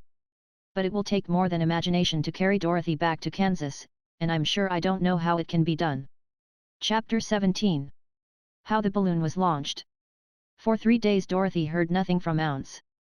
These were sad days for the little girl, although her friends were all quite happy and contented. The Scarecrow told them there were wonderful thoughts in his head, but he would not say what they were because he knew no one could understand them but himself. When the Tin Woodman walked about he felt his heart rattling around in his breast, and he told Dorothy he had discovered it to be a kinder and more tender heart than the one he had owned when he was made of flesh. The Lion declared he was afraid of nothing on earth, and would gladly face an army or a dozen of the fierce Kalidahs. Thus each of the little party was satisfied except Dorothy, who longed more than ever to get back to Kansas. On the 4th day, to her great joy, Ounce sent for her, and when she entered the throne room he greeted her pleasantly. "Sit down, my dear," I think I have found the way to get you out of this country. And back to Kansas? She asked eagerly. Well, I'm not sure about Kansas, said Ounce, for I haven't the faintest notion which way it lies. But the first thing to do is to cross the desert, and then it should be easy to find your way home. How can I cross the desert? She inquired. Well, I'll tell you what I think, said the little man. You see, when I came to this country it was in a balloon. You also came through the air, being carried by a cyclone. So I believe the best way to get across the desert will be through the air. Now, it is quite beyond my powers to make a cyclone, but I've been thinking the matter over, and I believe I can make a balloon. How? Asked Dorothy. A balloon, said Ounce, is made of silk, which is coated with glue to keep the gas in it. I have plenty of silk in the palace, so it will be no trouble to make the balloon. But in all this country there is no gas to fill the balloon with, to make it float. If it won't float, remarked Dorothy, it will be of no use to us. True, answered Ounce. But there is another way to make it float, which is to fill it with hot air. Hot air isn't as good as gas, for if the air should get cold the balloon would come down in the desert, and we should be lost. We, exclaimed the girl. Are you going with me? Yes, of course, replied Ounce. I am tired of being such a humbug. If I should go out of this palace my people would soon discover I am not a wizard, and then they would be vexed with me for having deceived them. So I have to stay shut up in these rooms all day, and it gets tiresome. I'd much rather go back to Kansas with you and be in a circus again. I shall be glad to have your company, said Dorothy. Thank you, he answered. Now, if you will help me sew the silk together, we will begin to work on our balloon. So Dorothy took a needle and thread, and as fast as Ounce cut the strips of silk into proper shape the girl sewed them neatly together. First there was a strip of light green silk, then a strip of dark green and then a strip of emerald green, for Ounce had a fancy to make the balloon in different shades of the color about them. It took 3 days to sew all the strips together, but when it was finished they had a big bag of green silk more than 20 feet long. Then Ounce painted it on the inside with a coat of thin glue, to make it airtight, after which he announced that the balloon was ready. But we must have a basket to ride in, he said. So he sent the soldier with the green whiskers for a big clothes basket, which he fastened with many ropes to the bottom of the balloon. When it was all ready, Ounce sent word to his people that he was going to make a visit to a great brother wizard who lived in the clouds. The news spread rapidly throughout the city and everyone came to see the wonderful sight. Ounce ordered the balloon carried out in front of the palace, and the people gazed upon it with much curiosity. The Tin Woodman had chopped a big pile of wood, and now he made a fire of it, and Ounce held the bottom of the balloon over the fire so that the hot air that arose from it would be caught in the silken bag. Gradually the balloon swelled out and rose into the air, until finally the basket just touched the ground. Then Ounce got into the basket and said to all the people in a loud voice, I am now going away to make a visit. While I am gone the Scarecrow will rule over you. I command you to obey him as you would me. The balloon was by this time tugging hard at the rope that held it to the ground, for the air within it was hot, and this made it so much lighter in weight than the air without that it pulled hard to rise into the sky. Come, Dorothy, cried the wizard. Hurry up, or the balloon will fly away. I can't find Toto anywhere, replied Dorothy, who did not wish to leave her little dog behind. Toto had run into the crowd to bark at a kitten, and Dorothy at last found him. She picked him up and ran towards the balloon. She was within a few steps of it, and Ounce was holding out his hands to help her into the basket, when, crack, went the ropes, and the balloon rose into the air without her. Come back, she screamed. I want to go, too. I can't come back, my dear, called Ounce from the basket. Goodbye. Goodbye, shouted everyone, and all eyes were turned upward to where the wizard was riding in the basket, rising every moment farther and farther into the sky. And that was the last any of them ever saw of Ounce, the wonderful wizard, though he may have reached Omaha safely, and be there now, for all we know. But the people remembered him lovingly, and said to one another, Ounce was always our friend. When he was here he built for us this beautiful Emerald City, and now he is gone he has left the wise Scarecrow to rule over us. Still, for many days they grieved over the loss of the wonderful wizard, and would not be comforted. Chapter 18. Away to the south. Dorothy wept bitterly at the passing of her hope to get home to Kansas again, but when she thought it all over she was glad she had not gone up in a balloon. And she also felt sorry at losing Ounce, and so did her companions. The Tin Woodman came to her and said, Truly I should be ungrateful if I failed to mourn for the man who gave me my lovely heart. I should like to cry a little because Ounce is gone, if you will kindly wipe away my tears, so that I shall not rust." "With pleasure," she answered, and brought a towel at once. Then the Tin Woodman wept for several minutes, and she watched the tears carefully and wiped them away with the towel. When he had finished, he thanked her kindly and oiled himself thoroughly with his jeweled oil can, to guard against mishap. The Scarecrow was now the ruler of the Emerald City, and although he was not a wizard the people were proud of him. "For," they said, "there is not another city in all the world that is ruled by a stuffed man." And, so far as they knew, they were quite right. The morning after the balloon had gone up with Ounce, the four travelers met in the throne room and talked matters over. The Scarecrow sat in the big throne and the others stood respectfully before him. "We are not so unlucky," said the new ruler, "for this palace and the Emerald City belong to us, and we can do just as we please. When I remember that a short time ago I was up on a pole in a farmer's cornfield, and that now I am the ruler of this beautiful city, I am quite satisfied with my lot. I also," said the Tin Woodman, "am well pleased with my new heart, and, really, that was the only thing I wished in all the world. For my part, I am content in knowing I am as brave as any beast that ever lived, if not braver," said the Lion modestly. "If Dorothy would only be contented to live in the Emerald City," continued the Scarecrow, "we might all be happy together. But I don't want to live here," cried Dorothy. "I want to go to Kansas, and live with Aunt Em and Uncle Henry." "Well, then, what can be done?" inquired the Woodman. The Scarecrow decided to think, and he thought so hard that the pins and needles began to stick out of his brains. Finally he said, "Why not call the winged monkeys, and ask them to carry you over the desert?" "I never thought of that," said Dorothy joyfully. "It's just the thing. I'll go at once for the golden cap." When she brought it into the throne room she spoke the magic words, and soon the band of winged monkeys flew in through the open window and stood beside her. "This is the second time you have called us," said the Monkey King, bowing before the little girl. "What do you wish?" "I want you to fly with me to Kansas," said Dorothy. But the Monkey King shook his head. "That cannot be done," he said. "We belong to this country alone, and cannot leave it. There has never been a winged monkey in Kansas yet, and I suppose there never will be, for they don't belong there. We shall be glad to serve you in any way in our power, but we cannot cross the desert. Goodbye." And with another bow, the Monkey King spread his wings and flew away through the window, followed by all his band. Dorothy was ready to cry with disappointment. "I have wasted the charm of the golden cap to no purpose," she said, "for the winged monkeys cannot help me." "It is certainly too bad," said the tender-hearted Woodman. The Scarecrow was thinking again, and his head bulged out so horribly that Dorothy feared it would burst. "Let us call in the soldier with the green whiskers," he said, "and ask his advice." So the soldier was summoned and entered the throne room timidly, for while Ounce was alive he never was allowed to come farther than the door. "This little girl," said the Scarecrow to the soldier, "wishes to cross the desert. How can she do so?" "I cannot tell," answered the soldier, "for nobody has ever crossed the desert, unless it is Ounce himself." "Is there no one who can help me?" asked Dorothy earnestly. "Glinda might," he suggested. "Who is Glinda?" inquired the Scarecrow. "The Witch of the South. She is the most powerful of all the witches, and rules over the Quadlings. Besides, her castle stands on the edge of the desert, so she may know a way to cross it." "Glinda is a good witch, isn't she?"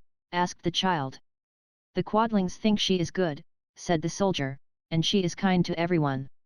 I have heard that Glinda is a beautiful woman, who knows how to keep young in spite of the many years she has lived." "How can I get to her castle?" asked Dorothy. "The road is straight to the south," he answered, "but it is said to be full of dangers to travelers. There are wild beasts in the woods, and a race of queer men who do not like strangers to cross their country. For this reason none of the Quadlings ever come to the Emerald City." The soldier then left them and the Scarecrow said, "It seems, in spite of dangers, that the best thing Dorothy can do is to travel to the land of the south and ask Glinda to help her. For, of course, if Dorothy stays here she will never get back to Kansas." "You must have been thinking again," remarked the Tin Woodman. "I have," said the Scarecrow. "I shall go with Dorothy," declared the Lion, "for I am tired of your city and long for the woods and the country again. I am really a wild beast, you know. Besides, Dorothy will need someone to protect her." "That is true," agreed the Woodman. "My axe may be of service to her, so I also will go with her to the land of the south. When shall we start? Asked the Scarecrow. Are you going? They asked, in surprise. Certainly. If it wasn't for Dorothy I should never have had brains. She lifted me from the pole in the cornfield and brought me to the Emerald City. So my good luck is all due to her, and I shall never leave her until she starts back to Kansas for good and all. Thank you, said Dorothy gratefully. You are all very kind to me. But I should like to start as soon as possible. We shall go tomorrow morning, returned the Scarecrow. So now let us all get ready, for it will be a long journey. Chapter 19. Attacked by the Fighting Trees. The next morning Dorothy kissed the pretty green girl goodbye, and they all shook hands with the soldier with the green whiskers, who had walked with them as far as the gate. When the guardian of the gate saw them again he wondered greatly that they could leave the beautiful city to get into new trouble. But he at once unlocked their spectacles, which he put back into the green box, and gave them many good wishes to carry with them. You are now our ruler, he said to the Scarecrow, so you must come back to us as soon as possible. I certainly shall if I am able, the Scarecrow replied, but I must help Dorothy to get home, first. As Dorothy bade the good-natured guardian a last farewell she said, I have been very kindly treated in your lovely city, and everyone has been good to me. I cannot tell you how grateful I am. Don't try, my dear, he answered. We should like to keep you with us, but if it is your wish to return to Kansas, I hope you will find a way. He then opened the gate of the outer wall, and they walked forth and started upon their journey. The sun shone brightly as our friends turned their faces toward the land of the south. They were all in the best of spirits, and laughed and chatted together.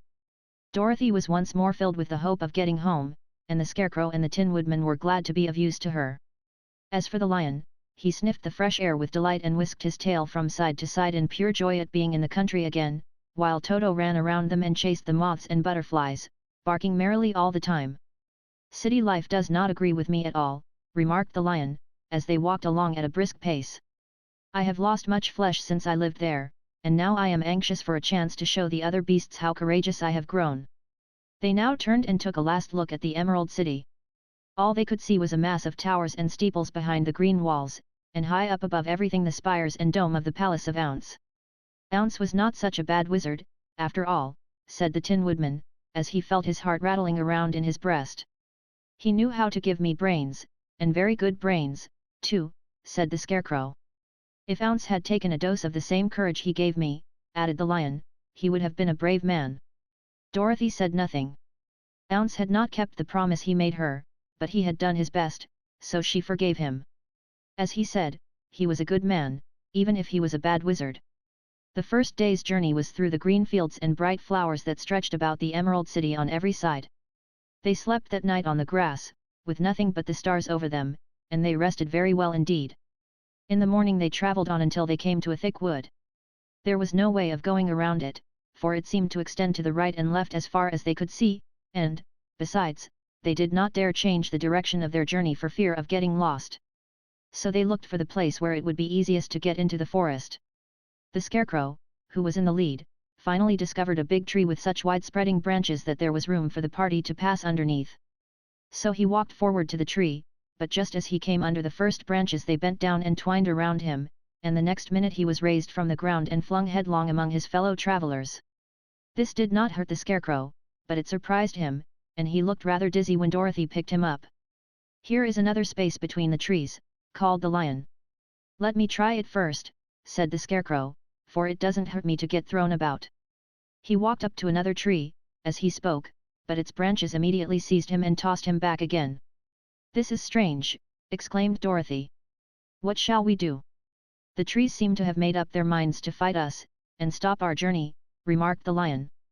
I believe I will try it myself, said the woodman, and shouldering his axe, he marched up to the first tree that had handled the Scarecrow so roughly. When a big branch bent down to seize him the woodman chopped at it so fiercely that he cut it in two. At once the tree began shaking all its branches as if in pain, and the Tin Woodman passed safely under it. Come on, he shouted to the others. Be quick. They all ran forward and passed under the tree without injury, except Toto, who was caught by a small branch and shaken until he howled. But the woodman promptly chopped off the branch and set the little dog free. The other trees of the forest did nothing to keep them back, so they made up their minds that only the first row of trees could bend down their branches, and that probably these were the policemen of the forest, and given this wonderful power in order to keep strangers out of it. The four travelers walked with ease through the trees until they came to the farther edge of the wood. Then, to their surprise, they found before them a high wall which seemed to be made of white china. It was smooth, like the surface of a dish, and higher than their heads. "What shall we do now?" asked Dorothy. "I will make a ladder," said the Tin Woodman, "for we certainly must climb over the wall." Chapter 20. The Dainty China Country.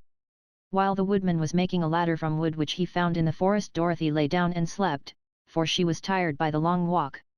The lion also curled himself up to sleep and Toto lay beside him. The Scarecrow watched the woodman while he worked, and said to him, "I cannot think why this wall is here, nor what it is made of." "Rest your brains and do not worry about the wall," replied the woodman.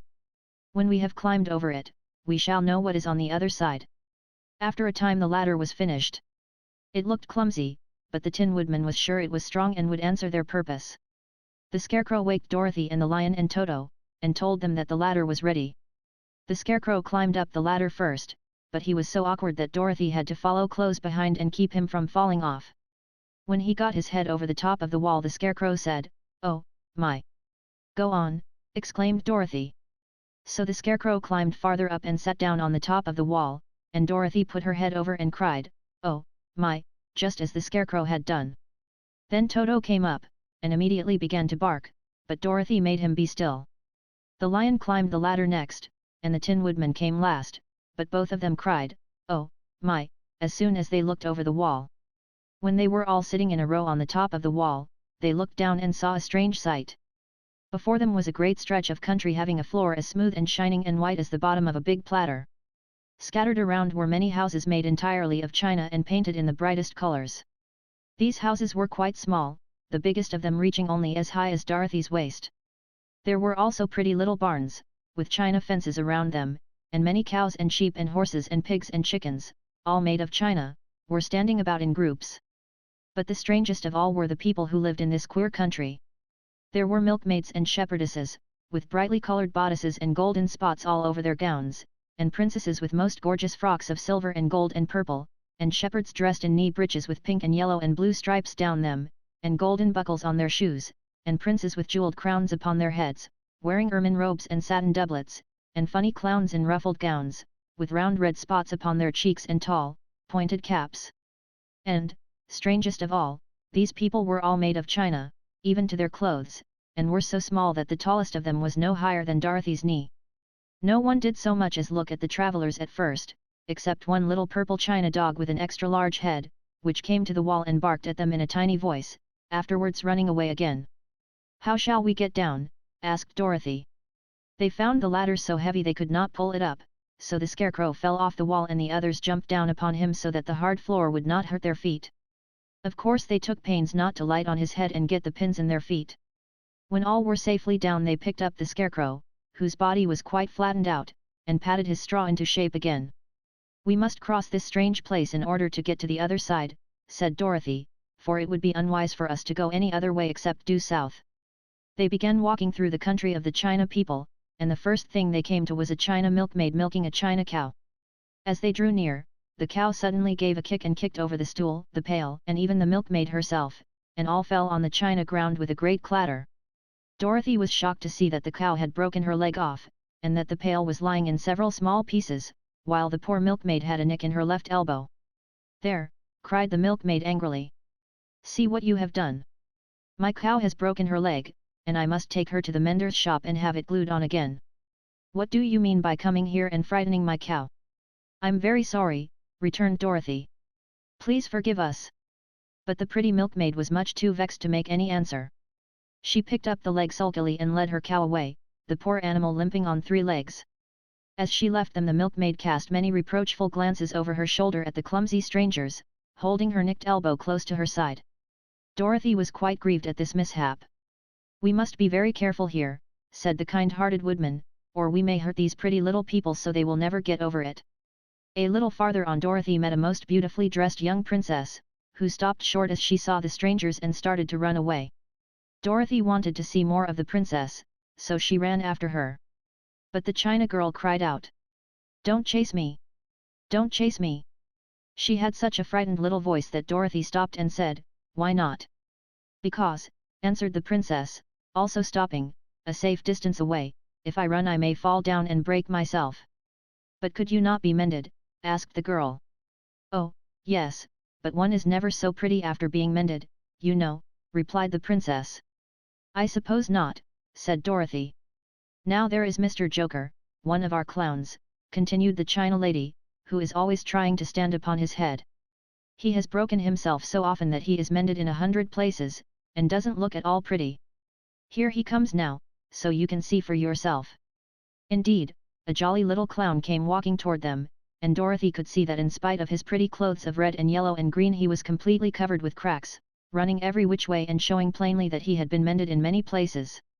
The clown put his hands in his pockets, and after puffing out his cheeks and nodding his head at them saucily, he said, "My lady fair, why do you stare at poor old Mr. Joker?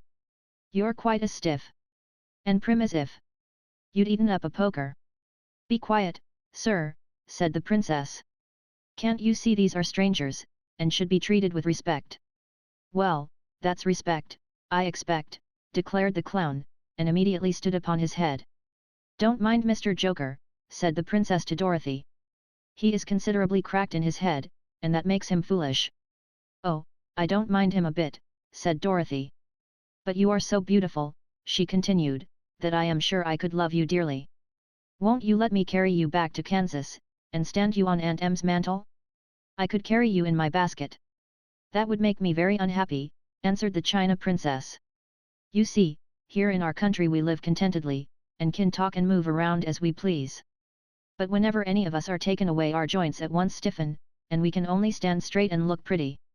Of course that is all that is expected of us when we are on mantels and cabinets and drawing room tables, but our lives are much pleasanter here in our own country." "I would not make you unhappy for all the world," exclaimed Dorothy. "So I'll just say goodbye." "Goodbye," replied the princess. They walked carefully through the China country. The little animals and all the people scampered out of their way, fearing the strangers would break them, and after an hour or so the travelers reached the other side of the country and came to another China wall. It was not so high as the first, however, and by standing upon the lion's back they all managed to scramble to the top. Then the lion gathered his legs under him and jumped on the wall, but just as he jumped, he upset a china church with his tail and smashed it all to pieces. "That was too bad," said Dorothy, "but really I think we were lucky in not doing these little people more harm than breaking a cow's leg in a church. They are all so brittle." "They are, indeed," said the Scarecrow, "and I am thankful I am made of straw and cannot be easily damaged. There are worse things in the world than being a scarecrow." Chapter 21. The Lion becomes the King of Beasts. After climbing down from the China Wall the travelers found themselves in a disagreeable country, full of bogs and marshes and covered with tall, rank grass. It was difficult to walk without falling into muddy holes, for the grass was so thick that it hid them from sight. However, by carefully picking their way, they got safely along until they reached solid ground. But here the country seemed wilder than ever, and after a long and tiresome walk through the underbrush they entered another forest, where the trees were bigger and older than any they had ever seen. "This forest is perfectly delightful," declared the lion, looking around him with joy.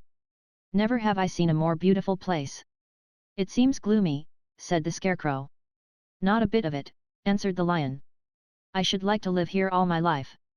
See how soft the dried leaves are under your feet and how rich and green the moss is that clings to these old trees. Surely no wild beast could wish a pleasanter home." "Perhaps there are wild beasts in the forest now," said Dorothy. "I suppose there are," returned the lion, "but I do not see any of them about." They walked through the forest until it became too dark to go any farther. Dorothy and Toto and the lion lay down to sleep, while the woodman and the Scarecrow kept watch over them as usual. When morning came, they started again. Before they had gone far they heard a low rumble, as of the growling of many wild animals. Toto whimpered a little, but none of the others was frightened, and they kept along the well-trodden path until they came to an opening in the wood, in which were gathered hundreds of beasts of every variety. There were tigers and elephants and bears and wolves and foxes and all the others in the natural history, and for a moment Dorothy was afraid. But the lion explained that the animals were holding a meeting, and he judged by their snarling and growling that they were in great trouble. As he spoke several of the beasts caught sight of him, and at once the great assemblage hushed as if by magic. The biggest of the tigers came up to the lion and bowed, saying, "Welcome, O King of Beasts! You have come in good time to fight our enemy and bring peace to all the animals of the forest once more." "What is your trouble?" asked the lion quietly. "We are all threatened," answered the tiger, "by a fierce enemy which has lately come into this forest. It is a most tremendous monster, like a great spider, with a body as big as an elephant and legs as long as a tree trunk. It has 8 of these long legs, and as the monster crawls through the forest he seizes an animal with a leg and drags it to his mouth, where he eats it as a spider does a fly. Not one of us is safe while this fierce creature is alive, and we had called a meeting to decide how to take care of ourselves when you came among us." The lion thought for a moment. "Are there any other lions in this forest?" he asked. "No, there were some, but the monster has eaten them all. And, besides, they were none of them nearly so large and brave as you. If I put an end to your enemy, will you bow down to me and obey me as king of the forest?" inquired the lion. "We will do that gladly," returned the tiger, and all the other beasts roared with a mighty roar, "We will." "Where is this great spider of yours now?" asked the lion. "Yonder, among the oak trees," said the tiger, pointing with his forefoot. "Take good care of these friends of mine," said the lion, "and I will go at once to fight the monster." He bade his comrades goodbye and marched proudly away to do battle with the enemy. The great spider was lying asleep when the lion found him, and it looked so ugly that its foe turned up his nose in disgust. Its legs were quite as long as the tiger had said, and its body covered with coarse black hair. It had a great mouth, with a row of sharp teeth a foot long, but its head was joined to the pudgy body by a neck as slender as a wasp's waist. This gave the lion a hint of the best way to attack the creature, and as he knew it was easier to fight it asleep than awake, he gave a great spring and landed directly upon the monster's back. Then, with one blow of his heavy paw, all armed with sharp claws, he knocked the spider's head from its body. Jumping down, he watched it until the long legs stopped wiggling, when he knew it was quite dead. The lion went back to the opening where the beasts of the forest were waiting for him and said proudly, "You need fear your enemy no longer." Then the beasts bowed down to the lion as their king, and he promised to come back and rule over them as soon as Dorothy was safely on her way to Kansas. Chapter 22. The Country of the Quadlings. The 4 travelers passed through the rest of the forest in safety, and when they came out from its gloom saw before them a steep hill, covered from top to bottom with great pieces of rock. "That will be a hard climb," said the Scarecrow, "but we must get over the hill, nevertheless." So he led the way and the others followed.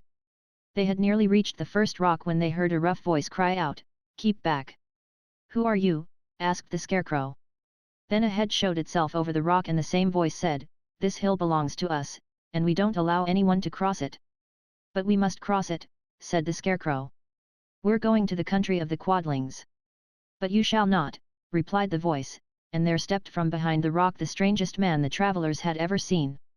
He was quite short and stout and had a big head, which was flat at the top and supported by a thick neck full of wrinkles. But he had no arms at all, and, seeing this, the Scarecrow did not fear that so helpless a creature could prevent them from climbing the hill.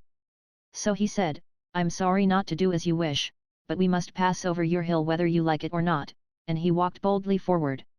As quick as lightning the man's head shot forward and his neck stretched out until the top of the head, where it was flat, struck the Scarecrow in the middle and sent him tumbling, over and over, down the hill. Almost as quickly as it came the head went back to the body, and the man laughed harshly as he said, "It isn't as easy as you think."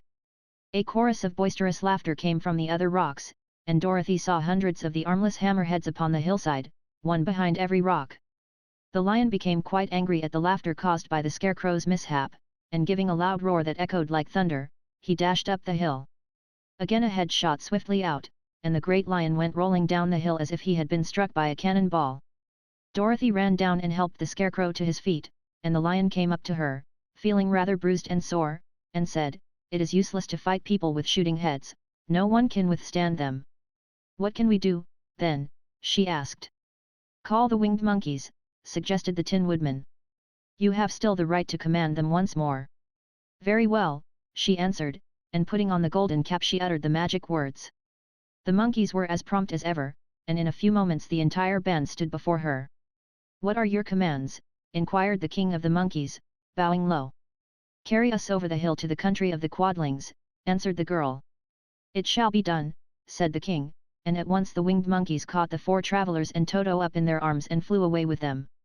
As they passed over the hill the hammerheads yelled with vexation, and shot their heads high in the air, but they could not reach the winged monkeys, which carried Dorothy and her comrades safely over the hill and set them down in the beautiful country of the Quadlings.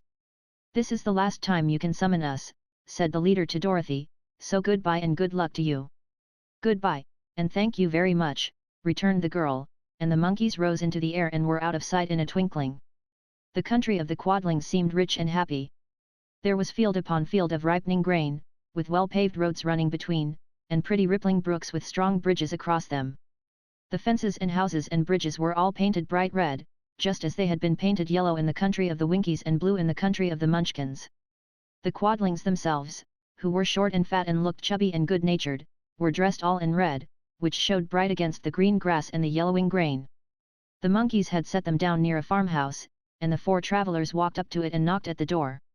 It was opened by the farmer's wife, and when Dorothy asked for something to eat, the woman gave them all a good dinner, with 3 kinds of cake and 4 kinds of cookies, and a bowl of milk for Toto. "How far is it to the castle of Glinda?" asked the child. "It is not a great way," answered the farmer's wife. "Take the road to the south and you will soon reach it." Thanking the good woman, they started afresh and walked by the fields and across the pretty bridges until they saw before them a very beautiful castle. Before the gates were 3 young girls, dressed in handsome red uniforms trimmed with gold braid, and as Dorothy approached, one of them said to her, "Why have you come to the South Country?" "To see the good witch who rules here," she answered. "Will you take me to her?" "Let me have your name, and I will ask Glinda if she will receive you." They told who they were, and the girl soldier went into the castle.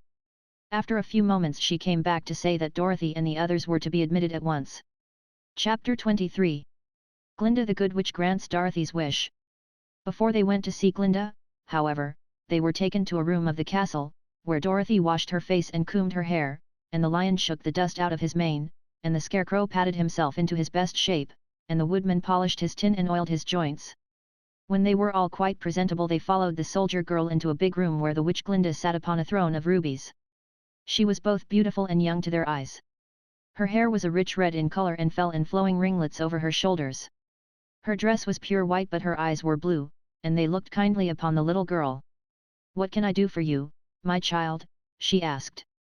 Dorothy told the witch all her story, how the cyclone had brought her to the land of Ounce, how she had found her companions, and of the wonderful adventures they had met with. "My greatest wish now," she added, "is to get back to Kansas, for Aunt Em will surely think something dreadful has happened to me, and that will make her put on mourning, and unless the crops are better this year than they were last, I am sure Uncle Henry cannot afford it." Glinda leaned forward and kissed the sweet, upturned face of the loving little girl. "Bless your dear heart," she said, "I am sure I can tell you of a way to get back to Kansas." Then she added, "But, if I do, you must give me the golden cap." "Willingly," exclaimed Dorothy, "indeed, it is of no use to me now, and when you have it you can command the winged monkeys 3 times. "And I think I shall need their service just those 3 times, answered Glinda, smiling. Dorothy then gave her the golden cap, and the witch said to the scarecrow, "What will you do when Dorothy has left us?" "I will return to the Emerald City," he replied, "for Ounce has made me its ruler and the people like me. The only thing that worries me is how to cross the hill of the Hammerheads. By means of the golden cap I shall command the winged monkeys to carry you to the gates of the Emerald City," said Glinda, "for it would be a shame to deprive the people of so wonderful a ruler." "Am I really wonderful?" asked the scarecrow. "You are unusual," replied Glinda. Turning to the Tin Woodman, she asked, "What will become of you when Dorothy leaves this country?" He leaned on his axe and thought a moment. Then he said, "The Winkies were very kind to me, and wanted me to rule over them after the Wicked Witch died. I am fond of the Winkies, and if I could get back again to the country of the West, I should like nothing better than to rule over them forever. My second command to the winged monkeys," said Glinda, "will be that they carry you safely to the land of the Winkies. Your brain may not be so large to look at as those of the scarecrow, but you are really brighter than he is, when you are well polished, and I am sure you will rule the Winkies wisely and well." Then the witch looked at the big, shaggy lion and asked, "When Dorothy has returned to her own home, what will become of you?" "Over the hill of the Hammerheads," he answered, "lies a grand old forest, and all the beasts that live there have made me their king. If I could only get back to this forest, I would pass my life very happily there." "My third command to the winged monkeys," said Glinda, "shall be to carry you to your forest. Then, having used up the powers of the golden cap, I shall give it to the king of the monkeys, that he and his band may thereafter be free for evermore. The Scarecrow and the Tin Woodman and the Lion now thanked the good witch earnestly for her kindness, and Dorothy exclaimed, "You are certainly as good as you are beautiful. But you have not yet told me how to get back to Kansas." "Your silver shoes will carry you over the desert," replied Glinda. "If you had known their power you could have gone back to your Aunt Em the very first day you came to this country." "But then I should not have had my wonderful brains," cried the Scarecrow. "I might have passed my whole life in the farmer's cornfield." "And I should not have had my lovely heart," said the Tin Woodman. "I might have stood and rusted in the forest till the end of the world." "And I should have lived a coward forever," declared the Lion, "and no beast in all the forest would have had a good word to say to me." "This is all true," said Dorothy, "and I am glad I was of use to these good friends.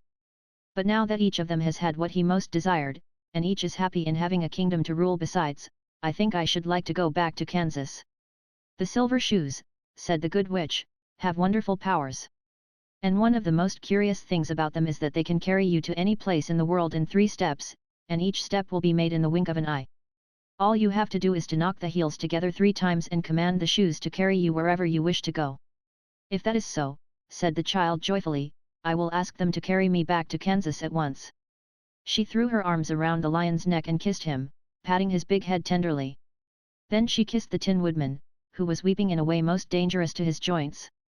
But she hugged the soft, stuffed body of the Scarecrow in her arms instead of kissing his painted face, and found she was crying herself at this sorrowful parting from her loving comrades.